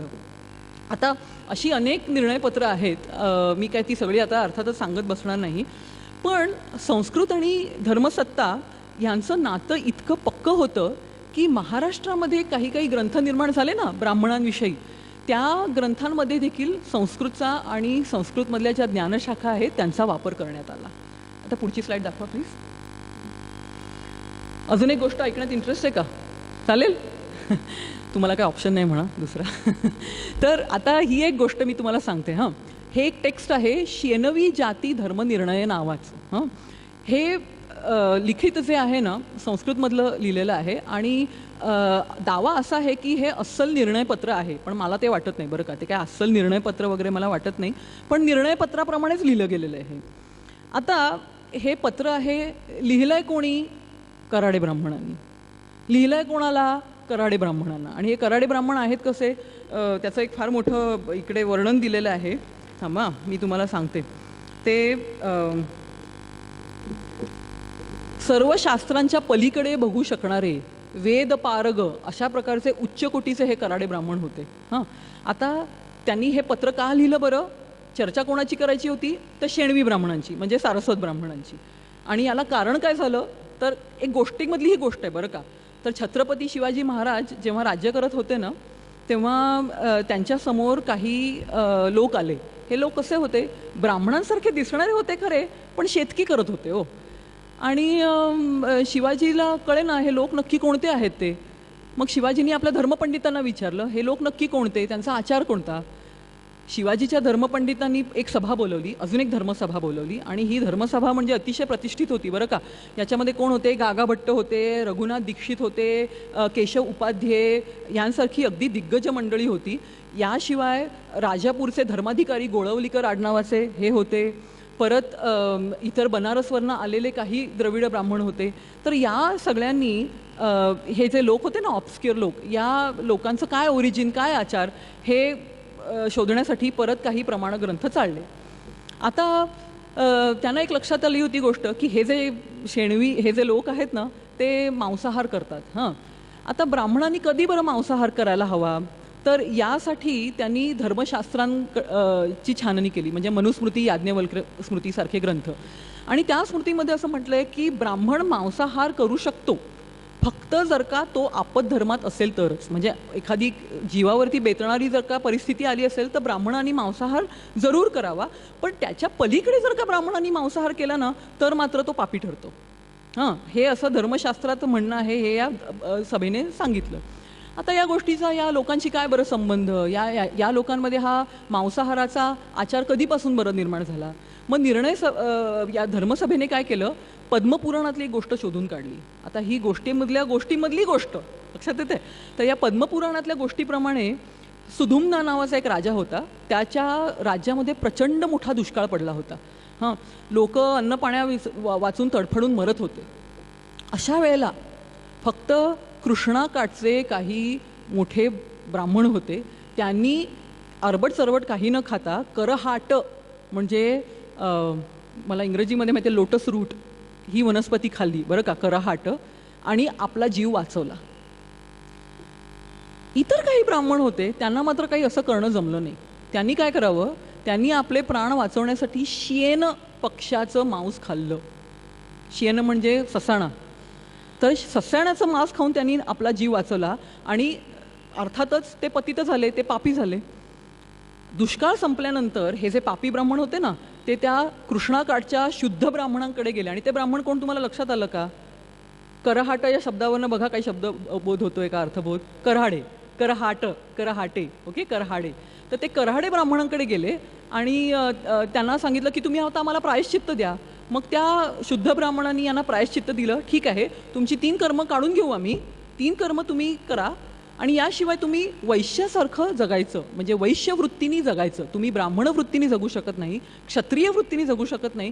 तुम्ही एखाद्या वैश्याप्रमाणे शेती करा, व्यापार करा, पण ब्राह्मण धर्माचं तुम्ही आता पालन करू शकत नाही, असा त्यांनी निर्णय दिला. आता हा जो त्यांचा निर्णय होता ना तो त्या धर्मपंडितांनी शिवाजी महाराजांना सांगितला. आणि अर्थातच हा निर्णय कराडे ब्राह्मणांनी, जे पत्र लिहिणारे होते ना, ते दुसऱ्या कराडे ब्राह्मणांना पत्राद्वारे कळवलं की बाबा तुमच्या संपर्कामध्ये हे शेणवी नावाचे लोक आलेत ना, त्यांना तुम्ही या अशा अशा पद्धतीने वागवा. ते खरे ब्राह्मण नाहीत, वैश्यवृत्तीने उपजीविका करणारे कमस्सल ब्राह्मण आहेत. ओके, अशी ती साधारणतः गोष्ट आहे. आता मला असं अजिबात सुचवायचं नाही आहे बरं का की सगळ्या ज्या गोष्टी होत्या, धर्मग्रंथ निर्मिती म्हणा किंवा या गोष्टींची निर्मिती, ही सगळीच सारस्वत विरोधी होती असं मला म्हणायचं नाही आहे. काही काही गोष्टी सारस्वतांच्या बाजूनी पण लिहिल्या गेल्या. उदाहरणार्थ सह्याद्री खंड हे नावाचं एक पुराण आहे, स्कंद पुराणाचा तो एक भाग आहे. या सह्याद्री खंडात म्हटलं आहे की परशुरामाने त्रिहोत्रावरून 10 उत्तमोत्तम ब्राह्मण आणले आणि त्यांना गोव्यामध्ये त्यांनी वसवलं. त्यांना अग्रहार वगैरे दिले, मानसन्मान दिले. आणि पुढे सारस्वतांनी असं आर्ग्यू केलं की हे त्रिहोत्र ब्राह्मण म्हणजे आम्हीच बरं का, कारण गोव्यामध्ये जे ब्राह्मण आहेत त्यांची गोत्र आणि या त्रिहोत्र ब्राह्मणांची गोत्र जुळतात, त्यामुळे हे ब्राह्मण आम्हीच आहोत. आता त्यामुळे सह्याद्री खंडांनी नेहमीच सारस्वत ब्राह्मणांसाठी ते एक प्रकारचं आयडेंटिटी त्यांची ग्लोरिफाय करणारं टेक्स्ट होतं. पण सह्याद्री खंडाचा अपवाद वगळता इतर कोणते फारसे असे ग्रंथ निर्माण झालेले नाही आहेत या काळात जे सारस्वतांची बाजू मांडू शकतील. म्हणजे सारस्वतांसारख्या गौड ब्राह्मणांवरती द्रविड ब्राह्मणांची सत्ता आणि त्या सत्तेमध्ये असणारं संस्कृत आणि संस्कृत शास्त्रांचं स्थान, ही गोष्ट बरीच वर्ष काही बदलली नाही. आता मला असंही सुचवायचं नाही आहे की सारस्वतांमध्ये पंडित नव्हते किंवा विद्वान नव्हते, असं अजिबात नाही आहे बरं का. म्हणजे का प्रियोळकरांनी एक लेख लिहिलेला आहे, त्याच्यामध्ये सारस्वत ब्राह्मणामध्ये कितीही श्रेष्ठ पंडित होऊन गेले त्याचा त्यांनी उल्लेख केला आहे. अनेक संस्कृत ग्रंथ वाचून त्याच्यावरती टीका लिहिणं वगैरे वगैरे कामं हे सारस्वत पंडित करत असत. पण संस्कृत आणि धर्मसत्ता या गोष्टींच्या बाबतीत द्रविड ब्राह्मणांचं एक सत्ता वर्तुळ तयार झालं होतं की नाही, त्या सत्ता वर्तुळामध्ये मात्र सारस्वतांना प्रवेश नव्हता आणि त्यामुळे ती त्यांच्यामधली जी हायरार्की आहे ना ती अनेक वर्ष कायमच राहिली. पण हे चित्र जे बदललं ना ते बदललं ते साधारणतः वसाहत काळामध्ये. आता या पुढच्या विषयाकडे आपण वळूया. तर आता वसाहत काळामध्ये नवे वारे आणि नव्या ओळखी हे कसं काय बुवा झालं, तर साधारणतः जेव्हा पाश्चात्य शिक्षणाचे वारे इथे महाराष्ट्रामध्ये मुंबईमध्ये व्हायला लागले होते तेव्हा ब्राह्मणामध्येच एक बऱ्यापैकी उभी फट पडली ना, म्हणजे सुधारणावादी ब्राह्मण होते, लिबरल रिफॉर्मिस्ट ब्राह्मण होते आणि सुधारणा विरोधी असा देखील एक विचार या काळामध्ये तयार होत होता. बरोबर. आता सुधारणा विरोधी म्हणजे काय, तर साधारणतः सनातन धर्म हे जे हिंदू धर्माचं एक साधारणतः स्वरूप आहे जिकडे वर्ण आश्रम धर्म यांचं पालन होतं, अशा त्या सनातन धर्माचं रक्षण म्हणजे साधारणतः कर्मठ विचाराचं लक्षण आहे असं मानलं जात होतं. बरोबर. आता या म्हणजे जसं मी इकडे म्हटलं त्याप्रमाणे की ब्राह्मण हा सनातन धर्माचा प्रतिपालक होता आणि अजून पुढे खोलात जायचं म्हटलं तर या अशा विचारसरणीचं नेतृत्व होतं ना ते मुंबईतले चित्पावन ब्राह्मण करत होते. कारण असं हे अभ्यासकांनी पण म्हटलेलं आहे की साधारणतः पेशवे काळामध्ये त्यांची सत्ता अगदी उत्कर्षाला पोचली होती आणि आता वसाहत काळामध्ये आपली जी सत्ता आहे, आपलं सामाजिक स्थान टिकवून ठेवायचं असेल तर त्यासाठी या अशा हिंदू सनातन हिंदू हा जो ही जी कल्पना आहे ती कल्पना आपण उचलून धरली पाहिजे आणि हिंदूंचं नेतृत्व केलं पाहिजे असं त्या काळच्या चित्पावन ब्राह्मणांना वाटत होतं. सगळ्या नाही बरं का, म्हणजे मी असं सुचवत नाही आहे की सगळेच आपले चित्पावन म्हणजे असे कर्मठ नाही, असं मला काही सुचवायचं नाही आहे. ते पण प्रोग्रेसिव्ह होते पण त्याच्यामध्ये कर्मठही होते. आणि आता त्यांना स्पर्धा देणारा एक ग्रुप होता मुंबई, तो म्हणजे सारस्वत ब्राह्मण. कारण परत ब्रिटिश ॲडमिनिस्ट्रेशनमध्ये अनेक नोकऱ्या उपलब्ध झाल्या त्यामुळे सारस्वत ब्राह्मण साहजिकच इथे देखील प्रगती करायला लागले आणि इथल्या देखील सामाजिक चर्चेमध्ये त्यांना सहभाग घ्यावासा वाटू लागला. आपण देखील काही मतं व्यक्त करावीत, आपण देखील वेगवेगळ्या गोष्टींमध्ये जे काही चर्वितचरण चाललेलं आहे किंवा ज्या काही चर्चा चालल्या आहेत तिथे आपण आपलं मत व्यक्त करून आपली पोझिशन क्लिअर करावी अर्थातच असं त्यांना वाटायला लागलं. आणि एक लक्षात घ्या की वसाहत काळाचं सगळ्यात मोठं वैशिष्ट्य आपल्या विषयासाठी ते म्हणजे सार्वजनिक चर्चेचा अवकाश खुला झाला होता. कारण प्रिंट टेक्नॉलॉजी आली होती, परत दळणवळणाची साधनं वाढली होती, त्यामुळे पब्लिक असोसिएशन्स वाढत होत्या, परत मटेरियल प्रिंट करून ते लोकांपर्यंत पोचवणं, सभा ऑर्गनाईज करणं, आपले विचार मांडणं हे खूप जास्त या काळामध्ये व्हायला लागलं होतं आणि याचा फायदा सारस्वत ब्राह्मणांना झाला की कारण आत्तापर्यंत त्यांचं चर्चेमधलं जो सहभाग होता तो बऱ्यापैकी मर्यादित राहिला होता. पण आता हा सगळा सार्वजनिक चर्चेचा अवकाश खुला झाल्यामुळे ते अगदी हिरिरीने चर्चामध्ये भाग घ्यायला लागले. आता मी शेवटी म्हटलं आहे कनेक्ट द डॉट्स. आता इथे तुम्हाला कशाची बरं आठवण होईल, मी सुरुवातीला खटला सांगितला होता ना, वागळे आणि मालवणकर, तो खटला तो त्यांच्यामधलं भांडण हे याच संदर्भात झालं होतं की विधवा पुनर्विवाहामध्ये जी चर्चा चालली होती या विषयाबद्दल त्यामध्ये सारस्वत ब्राह्मण सहभाग घेऊ शकत नाहीत कारण अस्सल ब्राह्मणांनाच अशा प्रकारचा शास्त्रार्थ करायचा अधिकार आहे. शास्त्राधारित चर्चा करण्याचा अधिकार केवळ आम्हाला आहे, शेणवी ब्राह्मणांना नाही, असं मालवणकराचं म्हणणं पडलं. आता मालवणकरांनी ही जी जबानी दिली की नाही त्याच्यानंतर ती जबानी वर्तमानपत्रामध्ये छापून आली त्याच वर्षी टाइम्स ऑफ इंडियामध्ये. आणि मग काय म्हणजे असं म्हणतात ना, ऑल हेल ब्रोक लूज, असं अशा प्रकारचं साधारणतः वातावरण निर्माण झालं. तुम्ही पुढची स्लाईड दाखवता प्लीज. तर साधारणतः मराठी वर्तमानपत्रांमध्ये एक मोठा वाद निर्माण झाला बरं का. आता हा वाद अर्थातच होता सारस्वत ब्राह्मण विरुद्ध चित्पावन ब्राह्मण. सारस्वत ब्राह्मणांचे त्या काळचं नेतृत्व होतं ते भवानी विश्वनाथ कानविंदे या गृहस्थांकडे. आणि त्यांनी सारस्वतांची बाजू चांगलीच लावून धरली. त्यांनी वर्तमानपत्रामध्ये अनेक पत्र लिहिली आणि सारस्वत ब्राह्मण हे कसे श्रेष्ठ ब्राह्मण आहेत आणि चित्पावनांचे आधार कसे निराधार आहेत हे त्यांनी सांगायचा प्रयत्न केला. आता इथे दोन गोष्टी आपण लक्षात घेऊया की कानविंदेंनी अनेक जे युक्तिवाद केले ना त्या युक्तिवादाला त्यांनी आधार म्हणून घेतलं काय, तर मनुस्मृती, याज्ञवल्क्य स्मृती आणि इतर अनेक पुराणं आणि इतिहास ग्रंथ. लक्षात घ्या की आत्तापर्यंत शास्त्रार्थ करायला सारस्वतांना तसं ती संधी मिळाली नव्हती, पण आता ती संधी त्यांना मिळत होती आणि या संधीचा त्यांनी पुरेपूर उपयोग केला. कान्विंदेंनी हे सगळे जे धर्मग्रंथ आहेत त्याचे उतारेच्या उतारे द्यायला सुरुवात केली आणि सारस्वत ब्राह्मणांमधला मत्स्याहार कसा चुकीचा नाही हे सांगायला सुरुवात केलं. पण याहीपेक्षा सारस्वत ब्राह्मण हे देखील पंडित आहेत, त्यांना देखील शास्त्रार्थ करायची परवानगी आहे आणि ते करू शकतात. हा जो संदेश आहे ना तो त्यांना या पद्धतीमधून पोचवायचा होता. मी सगळं काही सांगत नाही वादाचं, पण मी 1-2 उदाहरणं देतोय. मनुस्मृतीमध्ये ना हे 2 श्लोक आहेत बरं का, 5:16 आणि 5:18. या 2 श्लोकांमध्ये ब्राह्मणांनी कुठले कुठले मांस खावेत, कुठले मांस प्रकार खावेत याबद्दल माहिती आहे. तर पाठीनं, रोहित यासारखे मासे आहेत, राजीव, सिंहतुंड यासारखे मासे आहेत, परत स्केली फिश, सशल्क मासे आहेत, हे ब्राह्मण खाऊ शकतो. केव्हा?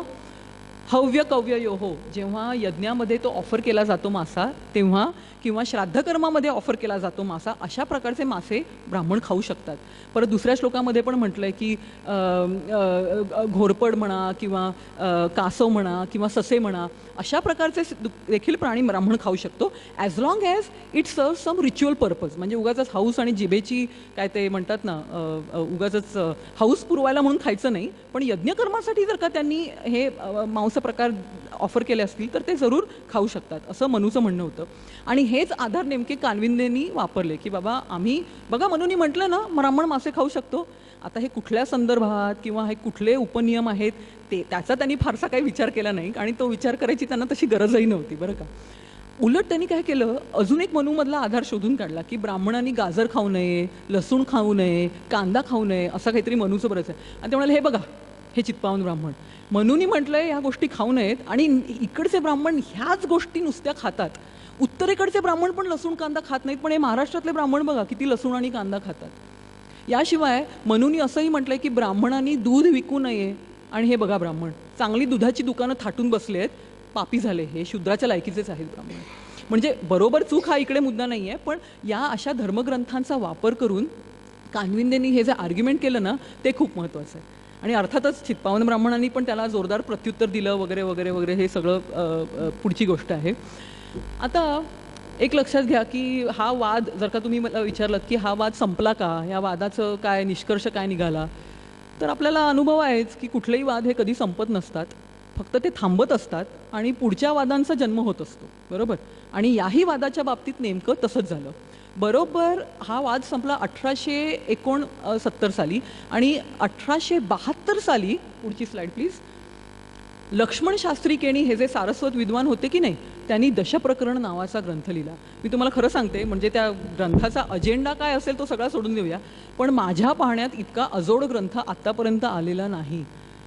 आता या ग्रंथाबद्दल मी तुम्हाला सांगते. हा काय झालं, अच्छा, तर हा ग्रंथ प्रचंड मोठा आहे, एवढा जाडा आहे बरं का, 350 पानांचा हा ग्रंथ आहे. याच्यावरून तुम्हाला कल्पना येईल की लेखकांनी किती कष्ट घेतले. लक्ष्मण शास्त्री केणी हे फार मोठे विद्वान होते बरं का सारस्वतांमधले. तर 350 पानं वापरून त्यांनी हा ग्रंथ लिहिला 2 भाषांमध्ये, संस्कृत आणि मराठी. संस्कृतचा वापर त्यांनी आधार जे प्रमाण ग्रंथ आहेत त्यांच्यातले आधार उतारे देऊन आर्ग्युमेंट करण्यासाठी संस्कृतचा वापर, आणि संस्कृत श्लोकांचं स्पष्टीकरण जे होतं ना ते त्यांनी मराठीमध्ये दिलं बरं का. आता प्रयोजन काय होतं, तर सारस्वतांवरच्या आरोपांचं खंडन करणं. जो वाद झाला होता ना वर्तमानपत्रामध्ये, त्याच्यामध्ये चित्पावानांनी अनेक परत आरोप केले होते की हे खरे ब्राह्मण नाहीत इत्यादी इत्यादी, तुम्हाला माहिती आहे. तर या आरोपांचं खंडन करणं, ते श्रेष्ठ ब्राह्मण आहेत आणि त्यांना शास्त्रार्थ करण्याचा अधिकार आहे हे सिद्ध करणं, हा लक्ष्मण शास्त्री केणींचा त्यांचं प्रयोजन होतं. आता या ग्रंथामध्ये ना 1 नाही 2 नाही 10 प्रकरणं आहेत. आणि हे मी सगळं सांगणार नाही की 10 प्रकरणं म्हणजे काय काय त्याच्यात आहे, फक्त एक वाक्यात उल्लेख करते की प्रत्येक प्रकरणात काय आहे. पहिलं प्रकरण ब्राह्मणोत्पत्ती. तर याच्यामध्ये केणी शास्त्रींनी सह्याद्री खंड आणि इतर काही पुराण ग्रंथांचा आधार घेऊन ब्राह्मण जे आहे सारस्वत ब्राह्मण हे कसे खरोखरच श्रेष्ठ ब्राह्मण आहेत असं सांगायचा प्रयत्न केला आहे. दुसरं जे प्रकरण आहे ते आहे अनुमान नावाचं. अनुमान प्रकरणात त्यांनी मनु आणि याज्ञवल्क्य स्मृती आणि महाभारत यासारख्या ग्रंथांचा आधार दिला आहे आणि ब्राह्मणांचे 16 संस्कार त्याच्यात दिले आहेत. आणि असं आर्ग्युमेंट केलं आहे की सारस्वतांमध्ये बघा हे 16 संस्काराचे आचार चालतात, म्हणजे सारस्वत हे खरे ब्राह्मण आहेत असं अनुमान. लक्षात आलं ना. तिसरं प्रकरण आहे स्थापना, ज्याच्यामध्ये त्यांनी आपल्याला न्यायशास्त्रामध्ये एक पंचावयव वाक्याची एक संकल्पना आहे. हे कदाचित मी वेळेत नंतर सांगेन की पंचावयव वाक्य म्हणजे काय. तर न्यायशास्त्राचा वापर करून त्यांनी ते आर्ग्युमेंट परत लिहिलेलं आहे, सारस्वत ब्राह्मण कसे आहेत हे. वृत्तीभेद, सारस्वतामध्ये वेगवेगळे जे वृत्ती किंवा व्यवसाय चालतात त्याचा त्यांच्या ब्राह्मणत्वाला बाधा येत नाही, हे आर्ग्युमेंट त्यांनी वृत्तीभेदात केलं आहे. व्यवहारामध्ये सारस्वत, कोकणे, शेणवी अशी वेगवेगळी नावं येतात, ती त्यांनी व्युत्पत्तीशास्त्राचा विचार करून ही नावं कशी परस्पर विरोधी नाहीत आणि सारस्वत हेच नाव कसं योग्य आहे हे सांगायचा प्रयत्न केला आहे. परत खंडन केलेलं आहे सारस्वतांच्या विचारांचं इत्यादी इत्यादी. आणि शेवटचा चॅप्टर फक्त मी सांगते हां, कारण तो जरा गमतीशीर आहे. त्या शेवटच्या चॅप्टरचं नाव आहे गुरुत्व सिद्धार्थकम. आता ह्याच्यामधली मेन आर्ग्युमेंट अशी आहे की चित्पावन ब्राह्मण आहे ते कोणाला मानतात? शंकराचार्यांना मानतात, बरोबर आहे. शंकराचार्य हे त्यांचे गुरु. आता शंकराचार्यांचे गुरु कोण? गौडपाद. गौडपाद कोण होते? गौड सारस्वत ब्राह्मण होते. म्हणजे सारस्वत ब्राह्मण हे चित्पावन ब्राह्मणांचे गुरु झाले, असा साधारणतः जो वाद आहे ना तो त्यांनी त्याच्यामध्ये मांडलेला आहे. आता सगळ्यात मोठं या ग्रंथाचं वैशिष्ट्य म्हणजे नखशिखांत शास्त्रीय स्वरूप आहे याचं. म्हणून मी म्हटलं ना, हा अजोड ग्रंथ आहे या कारणासाठी की अगदी सुरुवातीपासून ते शेवटपर्यंत अगदी म्हणजे शास्त्रीय ग्रंथ आणि युक्तिवाद यांची रेलचेल आहे अक्षरशः. सुरुवातीलाच केणीशास्त्री म्हणतात, ग्रंथम करोमि सततम गुरुपादयुग्मम नत्वा दशप्रकरण बहु सत्प्रमाणैहि. मी केणी हा ग्रंथ करतो आहे माझ्या गुरूंच्या चरणांचं वंदन करून. आणि हा ग्रंथ कसा आहे? बहुसत्प्रमाणैहि, बहुसत प्रमाणांनी युक्त, भरपूर आणि चांगल्या प्रमाणांनी युक्त असा हा माझा ग्रंथ आहे. आता या ग्रंथाचे आधार कोणते? तर वेद, उपनिषद, स्मृती, महाभारत, पुराणे, तुम्ही म्हणजे you name it and you have it, इतके त्यांनी ग्रंथांचे आधार दिलेले आहे. सारस्वत ब्राह्मण आहेत हे सिद्ध करायला. आणि या सगळ्या प्रमाण ग्रंथांचा अर्थ लावणं म्हणजे ज्याला आपण स्क्रिप्चरल हर्मन्युटिक्स म्हणतो ना, तो स्क्रिप्चरल हर्मन्युटिक्सचा या ग्रंथामध्ये उपयोग झालेला आहे की आहेत सगळे प्रमाण आणि आधार, शास्त्रांनी हे म्हटलेलं आहे, पण याचा सध्याच्या परिस्थितीशी काय बरं संबंध? ही जी अर्थ लावण्याची जी कला आहे ना ती केणीशास्त्रींना खूपच चांगली अवगत होती, कारण त्यांनी अगदी लंबी चौडी असे युक्तिवाद त्याच्यामध्ये मांडलेले आहेत. आता मी हे तर तुम्हाला सांगितलंच की संस्कृतच्या उतार्यांचं मराठीमधून स्पष्टीकरण दिलेलं आहे आणि इतर काही त्यांना माहिती द्यायची होती ती त्यांनी मराठीमधनं दिली. आणि वादाचा जो ढाचा आहे ना तो शास्त्रामध्ये कसे वाद असतात ना त्याच्यासारखा, म्हणजे पूर्व पक्ष, उत्तर पक्ष किंवा सिद्धांत पक्ष, अशी त्यांनी पूर्ण वादाची मांडणी केलेली आहे, विच इज व्हेरी इंटरेस्टिंग. इतकं सिस्टमॅटिकली केलेलं अजून कुठला ग्रंथ आपल्याला सापडत नाही या काळातला. आणि अर्थातच हे युक्तिवाद करताना त्यांनी व्याकरण, व्युत्पत्तीशास्त्र, न्याय, वेदांत यातील अनेक संकल्पनांचा उपयोग केलेला आहे. आता मी तुम्हाला ना हे वाचून नाही दाखवणार आहे, काळजी नका करू, पण जरा पुढची स्लाईड दाखवा प्लीज. हे ना त्याच्यातलं एक पान आहे जे मी तुम्हाला दाखवायला आणलं आहे की बघा की त्यांनी संस्कृतमधले हे असे सगळे श्लोक, हे सगळे ग्रेट थँक्यू, हे केणीशास्त्रींनीच रचलेले सगळे श्लोक आहेत. सुरुवातीलाच ते म्हणतात की मी व्यंकटेशाचं नमन करतो आणि आता अनुमान प्रकरणाची सुरुवात करतो. साधारणतः या श्लोकांचा अर्थ असा आहे की सारस्वत ब्राह्मण हे ब्राह्मण नाहीत, ते क्षत्रिय आहेत किंवा वैश्य आहेत, असं इतर ब्राह्मणांचं चित्तम दोलायते सदा, त्यांचं मन आहे ना सतत हेलकावे खात असतं. त्यांचं डोकं ताळ्यावर आणण्यासाठी चित्तस्थैर्यम करोम्यहम, त्यांचं डोकंच ताळ्यावर आणण्यासाठी मी या ग्रंथाची रचना केलेली आहे आणि या प्रकरणाची रचना केलेली आहे. तर ते म्हणतात की सारस्वत ब्राह्मण आहेत हे खरंच आहे, कारण धर्मग्रंथांमधले पुरावे बघा, प्रमाणं बघा, आणि या इतर सगळ्या इतर जो उरलेला जो चॅप्टर आहे त्यामध्ये त्यांनी मनुस्मृती, याज्ञवल्क्य स्मृती, बृहस्पती यांनी 16 संस्कारांचं जे वर्णन केलेलं आहे ना ते वर्णन दिलेलं आहे. एक उदाहरण सांगते की असा एक नियम आहे, मी जराच पटकन सांगते तुम्हाला. द्वादशे दशमे वापी जन्मतो दिवसे शुभे षोडशे विंशतो चैव द्वाविंशे वर्णतः क्रमात. म्हणजे जेव्हा एखादं मूल जन्माला येतं तेव्हा ब्राह्मणांनी 12व्या किंवा 10व्या दिवशी त्या बाळाचं नामकरण करावं, क्षत्रियांनी 16व्या दिवशी, वैश्यांनी 20व्या दिवशी आणि शूद्रांनी 22व्या दिवशी. आणि मग ते म्हणतात, आता अनुमानाचा भाग येतो, सारस्वत ब्राह्मणांकडे बघा, त्यांच्याकडे जे बारसं होतं ना ते बरोबर 10व्या किंवा 12व्या दिवशीच होतं. हा आचार जर का आपल्याला दिसत असेल तर अनुमानाने आपण सिद्ध करू शकतो की सारस्वतांचा आचार हा ब्राह्मणासारखाच आहे आणि ते ब्राह्मणच आहेत. हे असं त्यांनी बरंच पूर्ण चॅप्टरभर अशा प्रकारची आर्ग्युमेंट केली आहे. पुढची साईड दाखवा प्लीज. एक छोटंसं अजून उदाहरण की सारस्वत, शेणवी आणि कोकणे अशी 2-3 नावं सारस्वतांच्या बाबतीत वापरली जात होती. तर केणी शास्त्री जे आहेत ते इथे संस्कृतमध्ये असं आर्ग्यू करतात की सारस्वत हे मुख्य पद आहे आणि इतर जी नावं आहेत ना ती सगळी उपपदं आहेत. ओके, ती मुख्य पदं नाहीत. आणि ही सगळी उपपदं जी आहेत ना, शेणवी म्हणा किंवा कोंकणे म्हणा, ही अधिकारभेद म्हणजे त्यांचे जे काही अधिकार हक्क होते त्याच्यावरून पडलेले आहेत. वृत्तीभेद, त्यांचे जे व्यवहार होते, त्यांचा जो व्यवसाय होता त्याच्यावरून पडलेले आहेत.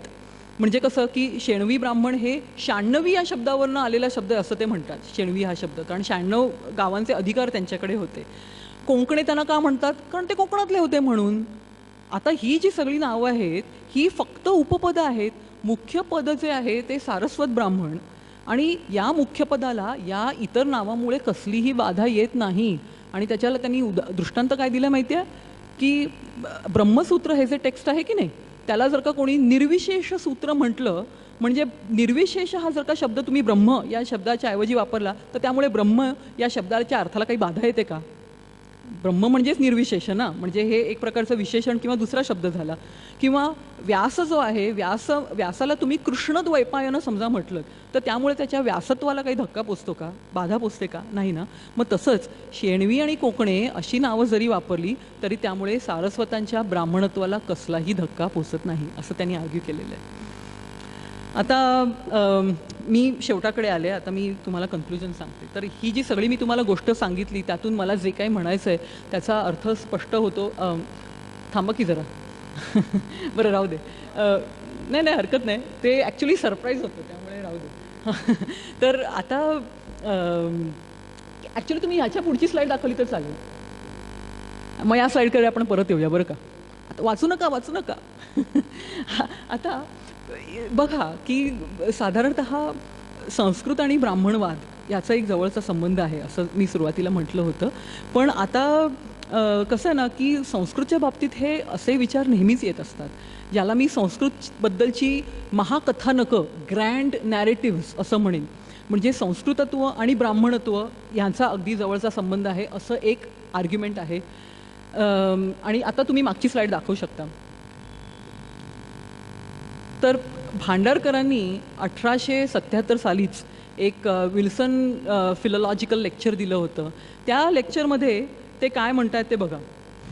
We have the clearest possible evidence that Sanskrit was the vernacular of holy or respectable Brahmins of Aryavarta or North India who could speak the language without the study of grammar. Who is it that speaks good or correct Marathi? Of course, Brahmins of culture. The language of the other classes is not correct Marathi. The word shishta may be translated as a man of culture or education, and this education of culture has since remote times been almost confined to Brahmins. शुद्ध मराठी आणि शुद्ध संस्कृत हे ब्राह्मणत्वाचं महत्त्वाचं लक्षण आणि ब्राह्मणेतरांचं नाही, हा एक महत्त्वाचा विचार त्या काळामध्ये मांडला जात होता. पण याच काळामध्ये संस्कृतचा आणि काही अंशी मराठीचा वापर करून ब्राह्मणांमधली हायरार्की स्पष्ट केली जात होती. कोण श्रेष्ठ ब्राह्मण, कोण कनिष्ठ ब्राह्मण हा वाद याच भाषांमधून सुरू होता. या गोष्टीकडे संशोधकांचं फारसं लक्ष गेलेलं नाही आणि तत्कालीन विचारवंतांचं सुद्धा. पण ते तसं झालं. पुढे स्वातंत्र्योत्तर भारतामध्ये अशी एक कल्पना मांडण्यात आली होती. आता तुम्ही परत ती पुढची स्लाईड दाखवता, ह्याच्या पुढची स्लाईड. अशी एक कल्पना मांडण्यात आली होती की या स्वतंत्र भारताची अभिजात भाषा कोणती? तर संस्कृत ही एकमेव भाषा अशी आहे जी सर्व भारतीय भाषांची जननी आहे आणि ती सर्व भारतीयांचं प्रतिनिधित्व करते. त्यामुळे आपल्याला भारतीयत्वाचं जर का प्रतीक निवडायचं असेल ना तर त्यासाठी संस्कृत भाषा ही एकमेव भाषा आहे. म्हणजे मी जी संस्कृतची ग्रँड नॅरेटिव्ज म्हटलं ना सुरुवातीला, मोठ्या गोष्टी ज्या आहेत याच्यामध्ये ब्राह्मणत्व म्हणा किंवा राष्ट्रवाद म्हणा या सगळ्या गोष्टी नेहमीच आल्या आहेत. पण as we all know any story has some cracks म्हणजे या ग्रँड नॅरेटिव्हमध्ये देखील काही फाटे फुटलेले आहेत आणि सारस्वत आणि इतर ब्राह्मण यांच्यामध्ये जे परस्पर संबंध होते त्याच्यात देखील संस्कृतचा असा एक सत्तेचं साधन म्हणून वापर झाला. हे या ग्रँड नॅरेटिव्हमधले क्रॅक्स आहेत जे आपण लक्षात घ्यायला हवं. आता एकच मला सांगायला हवं की संस्कृतला कुठल्याही एकसंध विचारसरणीचं प्रतीक मानणं, कुठल्या तरी एकाच ओळखीशी बांधणं म्हणजे तिचं बहुआयामी सत्ता स्वरूप नाकारण्यासारखं आहे. इतिहासात संस्कृतचे उपयोग आणि तिचं स्वरूप हे नेहमीच बहुजिनसी आणि बहुपेडी असंच राहिलं आहे. जोपर्यंत या स्वरूपाचं नीट आकलन होणार नाही तोपर्यंत इतिहासातला एकंदरीतच सत्ता आणि भाषा यांचा परस्पर संबंध आपल्याला नीटसा समजला असं म्हणता येणार नाही. थांबते.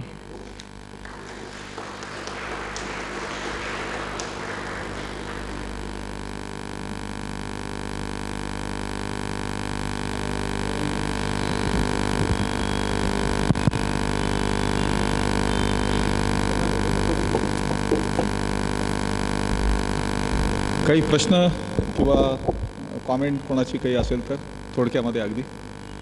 हां.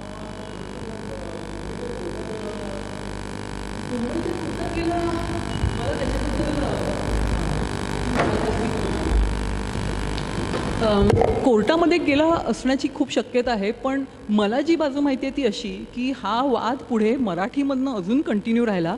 राभी गुंजीकर हे जे सारस्वत ब्राह्मण होते ते आणि भागवत हे जे कराडे ब्राह्मण होते ना, राभा भागवत, यांच्यामध्ये परत हा वाद 2-4 पुस्तकं रूपाने परत पुढे चालला. त्यामुळे कोर्टात गेलं असेल की नाही मला ह्याची एवढी कल्पना नाही आहे. नाही, I mean I am not surprise. आणि असं बघा ना की त्या काळची कोर्ट होती ती म्हणजे धर्मसभा. हां, माहिती, मी तेच सांगते की नाही मी तेच सांगते की जुन्या काळी म्हणजे 15व्या-16व्या शतकामध्ये धर्मसभा हे कोर्ट होतं आणि वसाहत काळामध्ये आपलं रेग्युलर कोर्ट हे कोर्ट झालं. म्हणजे तो परत हा जो सगळा न्यायदानाच्या प्रक्रियेमधला जो बदल आहे ना तो पण फार क्रिटिकल आहे आणि त्याचा पण विचार आपल्याला करायलाच हवा. हो सर, प्लीज.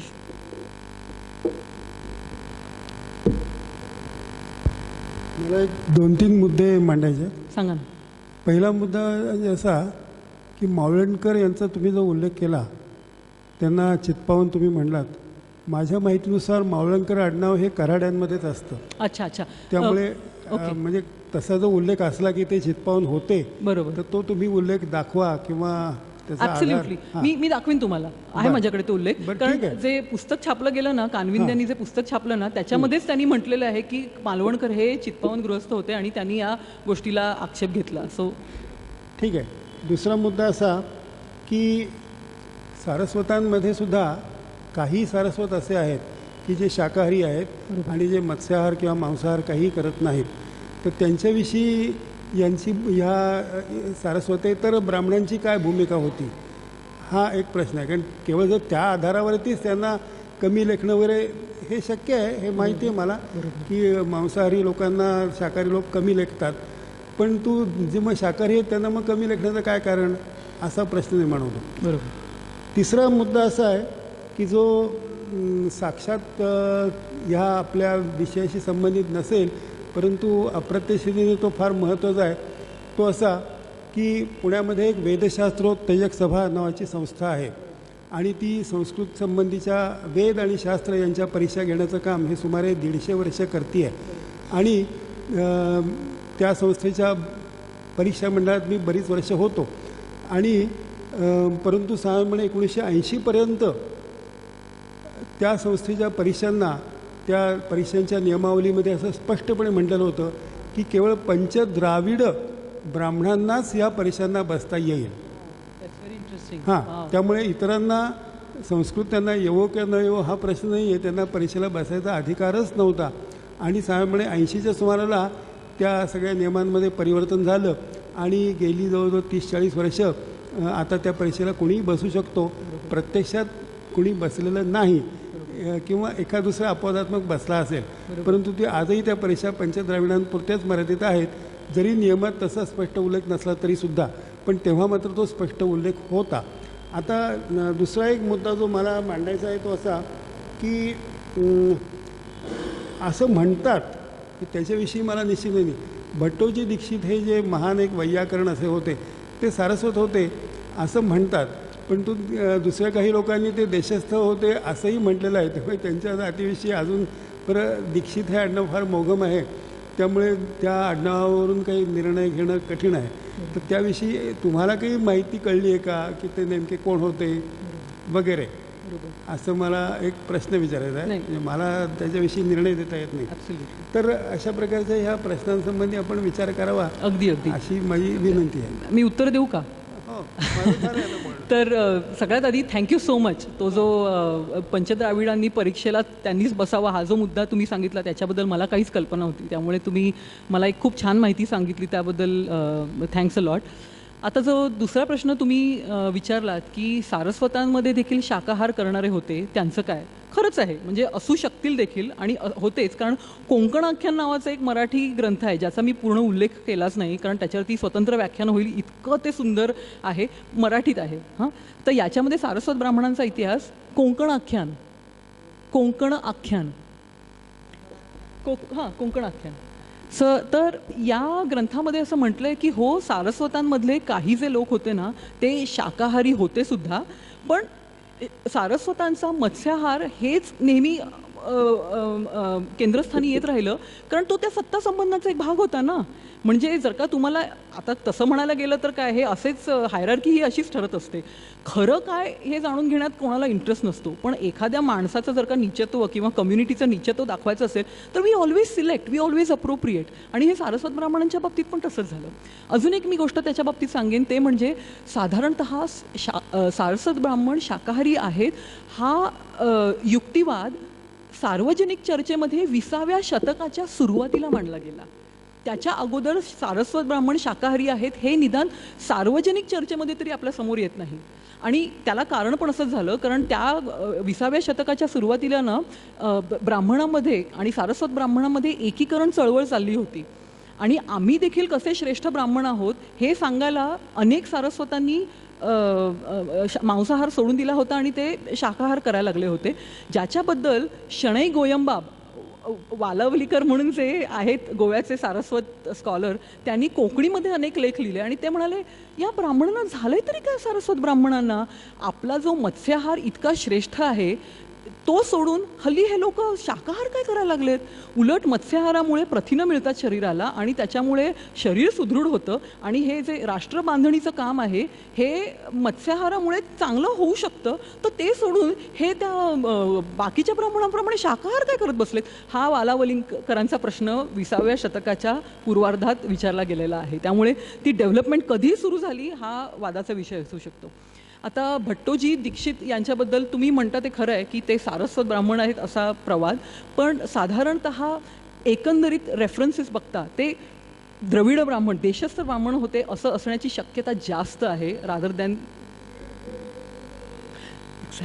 एक्झॅक्टली हे बहुतेक बनारसचे होते देशस्थ कऱ्हाडे, हेच बहुतेक होते बनारसचे पंडित. आणि भट्टोजी दीक्षित हे नाव फार संदिग्ध आहे बरं का, त्याच्यामध्ये असं काय आता ते कोकणस्थानमध्ये वापरलं जात असेल, पण माझा असा हंच आहे की ते देशस्थ ब्राह्मणच होते, चित्पावन नसावेत किंवा सारस्वत नसावेत. येस, परंतु तेही अप्रत्यक्षतेने ह्या विषयाशी संबंधितच आहे. माझं असं निरीक्षण आहे की महाराष्ट्रातल्या 2 जाती ह्या संस्कृतच्या दृष्टीने अत्यंत त्यांना अनुकूल असलेले असे आहेत. त्यांना मी संस्कृतचे सहज मित्र असं म्हणतो. त्यातली एक जात म्हणजे सारस्वत ही आहे, आणि दुसरी हिरण्यकेशी कोकणस्थ चित्तवान जे ब्राह्मण आहेत ते आहेत. असं माझं गेल्या 100-150 वर्षातल्या इतिहासावरनं झालेलं ऑब्झर्वेशन आहे. आणि त्याचं आता या विशेषतः सारस्वत हे संस्कृतचे सहज मित्र आहे त्याचं एकच उदाहरण तुम्हाला देतो की वस्तुतः मराठी साहित्य संमेलनाचे अध्यक्ष, त्यांचा अध्यक्षीय भाषणाचा विषय मराठी संबंधीचा असतो, पण त्यामध्ये पु. शी. रेगे हे स्वतः जे सारस्वत होते असे एकच अध्यक्ष आत्तापर्यंत मी इतिहासात बघितले की ज्यांनी मराठीच्या संदर्भात मराठीच्या अभ्यासकांनी संस्कृतचा अभ्यास केला पाहिजे असं आवर्जून सांगितलं आहे. म्हणजे एरवी एखाद्या दुसऱ्या कोणी भाषण कुठे संस्कृत डे करतोय की काय असं वाटलं असतं, परंतु त्यांनी मात्र ते आवर्जून सांगितलं आहे यामुळे संस्कृतचे ते सहज मित्र असलेले असे ज्या 2 जाती आहेत त्यापैकी सारस्वती एक जात आहे. अरे वा, थँक्यू सर. मला माहिती नव्हतं, तुम्ही सांगितलं त्याबद्दल थँक्यू. त्यांना प्रश्न विचारायचा होता. हे गमतीदार वाटतं आता सगळं ऐकणं. हा इतिहास माहिती आहे, कारण आता उलट सारस्वत वगळून जे कोणी ब्राह्मण आहे, सारस्वत ब्राह्मण आहे तसं मानायचं झालं तर त्यांना ॲक्च्युली सारस्वतांची जी सगळी खाद्य संस्कृती आहे त्याविषयी फार आकर्षण आणि त्याच्यामुळे आत्ताचं चित्र फार बदललं आहे.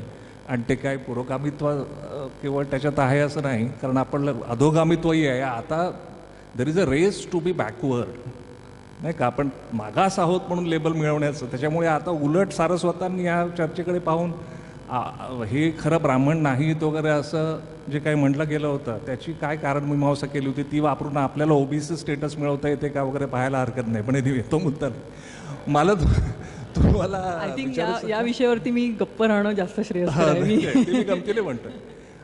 पण एनिवे आणि एनिवे सारस्वत आणि ब्राह्मण जसे पूर्वी वाराणसीला जायचे आता ते अमेरिकेला जातात. त्यांना इथे ओबीसी किंवा कसल्या स्टेटसमध्ये इंटरेस्ट नाही, तो भाग सोडून द्या.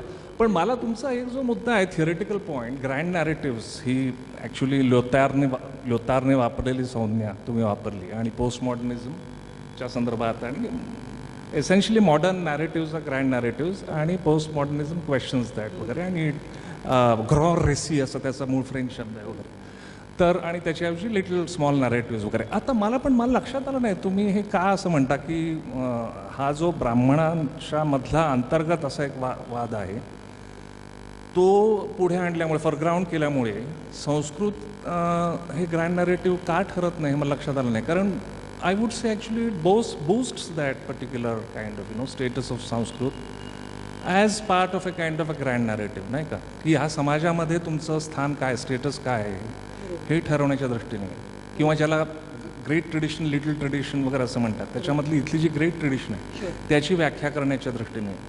आणि ह्या सर्वामध्ये संस्कृत हे मध्यवर्ती आहे असं त्याच्यातून पुन्हा अधोरेखित होतं. ॲब्सोल्युटली, अगदी बरोबर आहे. फक्त माझा मुद्दा हा होता की संस्कृतचं ग्रँड नॅरेटिव्ह हे एका समूहाच्या ओळखीशीच जोडणं, म्हणजे एका होमोजिनियस किंवा मोनॉलिथिक समाजाच्या आयडेंटिटीशी जोडणं हे कितपत शक्य आहे याच्याबद्दल आय एम नॉट शुअर. म्हणजे तो जो होमोजिनियस जो समाज होता त्याच्यामध्ये देखील अंतर्गत छोटे छोटे भाग होते आणि त्यांच्यामधला हा सगळा हायरार्कीचा भाग आहे.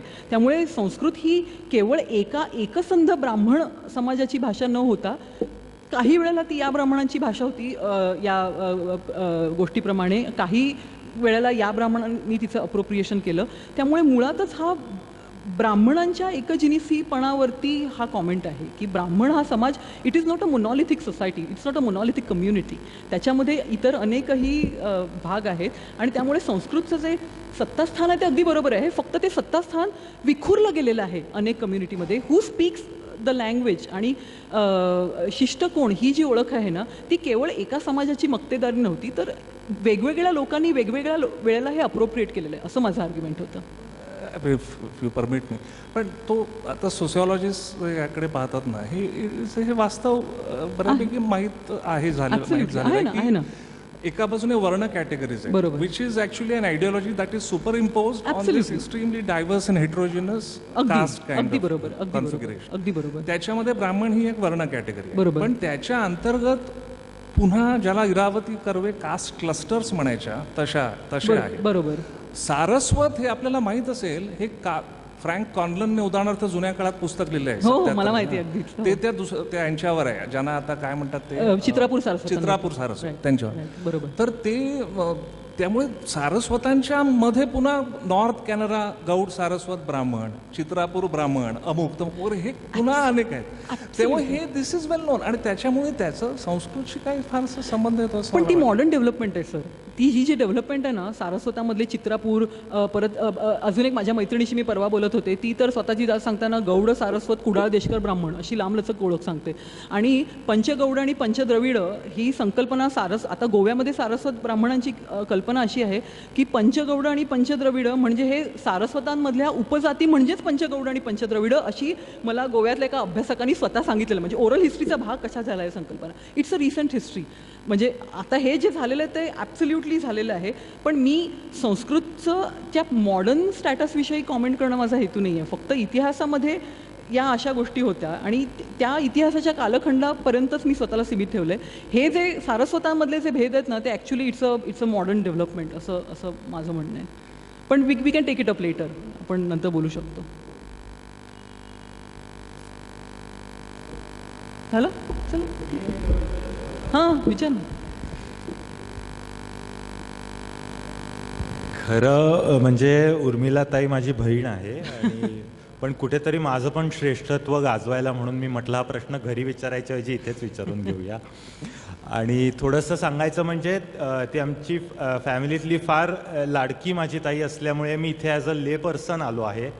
आणि ती प्रेसिडेंट्स गोल्ड मेडल विनर आहे आणि आमच्या सगळ्या भावंडांसाठी इन्स्पिरेशन आहे फॅमिलीमध्ये. आणि लॉस एंजेलिसला जाऊन पण तिने संस्कृत आणि धर्माविषयी खूप अभ्यास केला आहे, आधी टेक्सासला आणि आता US वेस्ट कोस्टवर. तर आणि काल रात्री देखील मी 2 वाजेपर्यंत जागो होतो. ती नोट्स काढत होती आणि तिच्या स्टिक नोट्स आणि अशा 100 नोट्सशी घेऊन ती खेळत होती या लेक्चरसाठी. त्यामुळे मी इंजिनिअरिंगचा विद्यार्थी असताना मला वाटलं आम्ही फक्त इंजिनिअरिंगमध्ये असे खेळ खेळतो, पण याविषयी सुद्धा पण कोण असा खेळ खेळतो हे मला फार रम्य वाटलं काल घरी बघताना.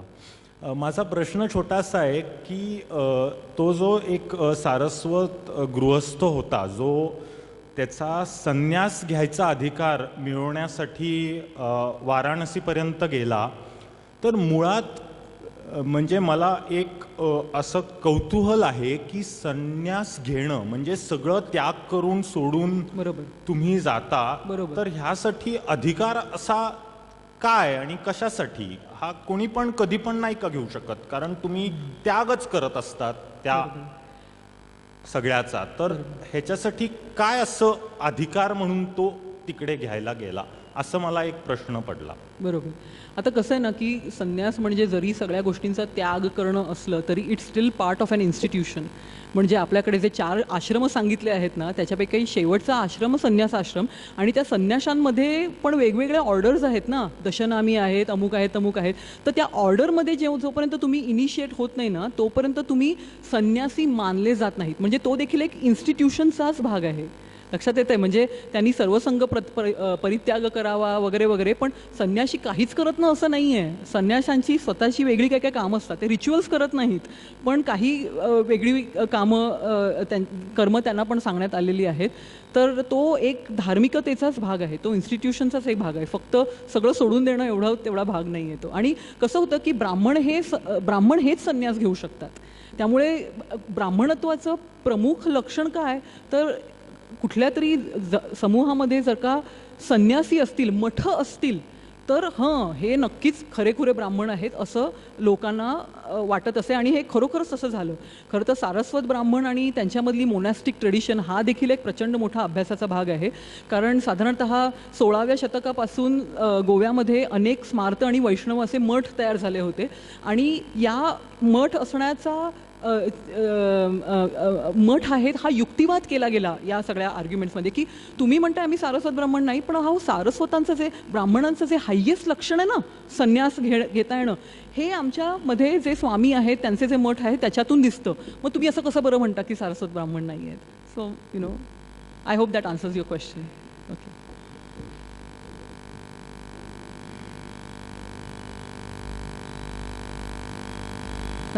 ठीक आहे. थँक्यू.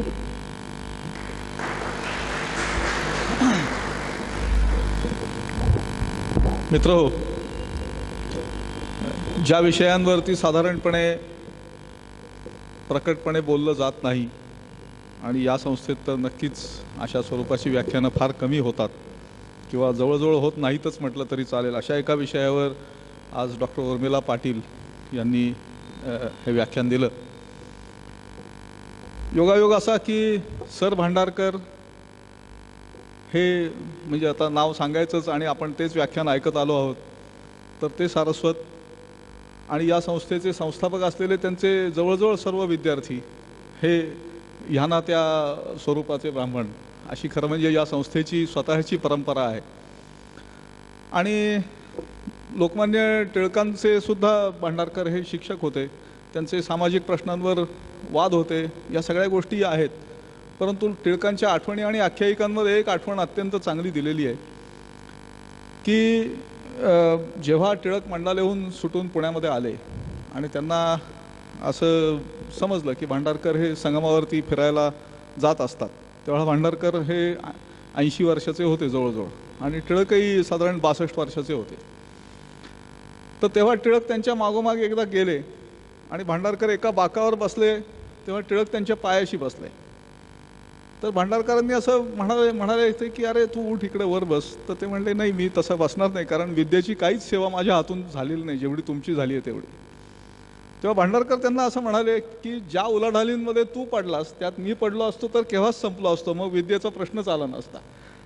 तर तेव्हा अशा स्वरूपाची परंपरा असलेल्या या संस्थेमध्ये ही चर्चा आणि ही अशा स्वरूपाची चिकित्सा ही निश्चितच महत्त्वाची ठरते. त्याचे जे ऐतिहासिक अंश आहेत ते इतिहासामध्ये सोडून आपण त्याचा विचार करू शकतो, ही सगळ्यात महत्त्वाची त्यातली बाब आहे.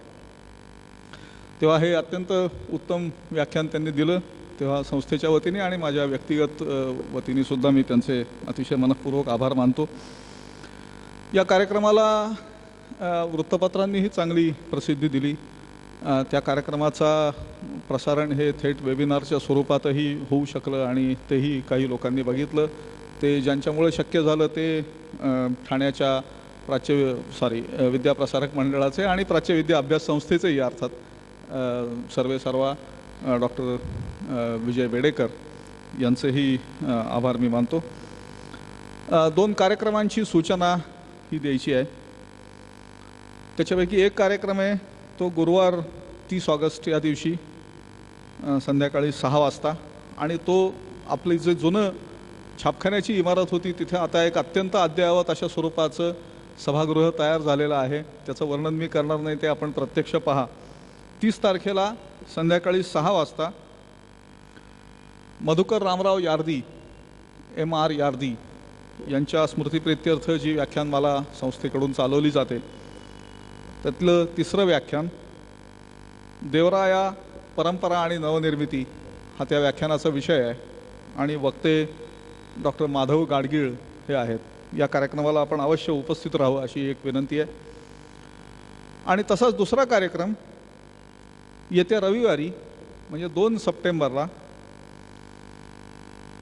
डॉक्टर के भट, गोविंद केशव भट हे एक अत्यंत मोठे विद्वान होते. भांडारकर इन्स्टिट्यूटचे ते क्युरेटर होते एकेकाळी. तेव्हा त्यांच्या निवडक लेखांचा संग्रह क्विंटेसेन्शियल डॉक्टर के भट या नावाचा त्याचं प्रकाशन हे इथे होणार आहे. तोही कार्यक्रम नवीन प्रेक्षागृहामध्ये होणार आहे आणि संस्थेच्या नियामक मंडळाचे अध्यक्ष श्रीयुत अभय फिरोदिया यांच्या हस्ते ते प्रकाशन होणार आहे आणि तो कार्यक्रम रविवार 2 सप्टेंबर संध्याकाळी 6 वाजता आहे. या दोन्ही कार्यक्रमांनाही आपण अवश्य उपस्थित राहावं अशी विनंती करतो. आपल्या सगळ्यांचेही आभार मानतो आणि थांबतो. धन्यवाद.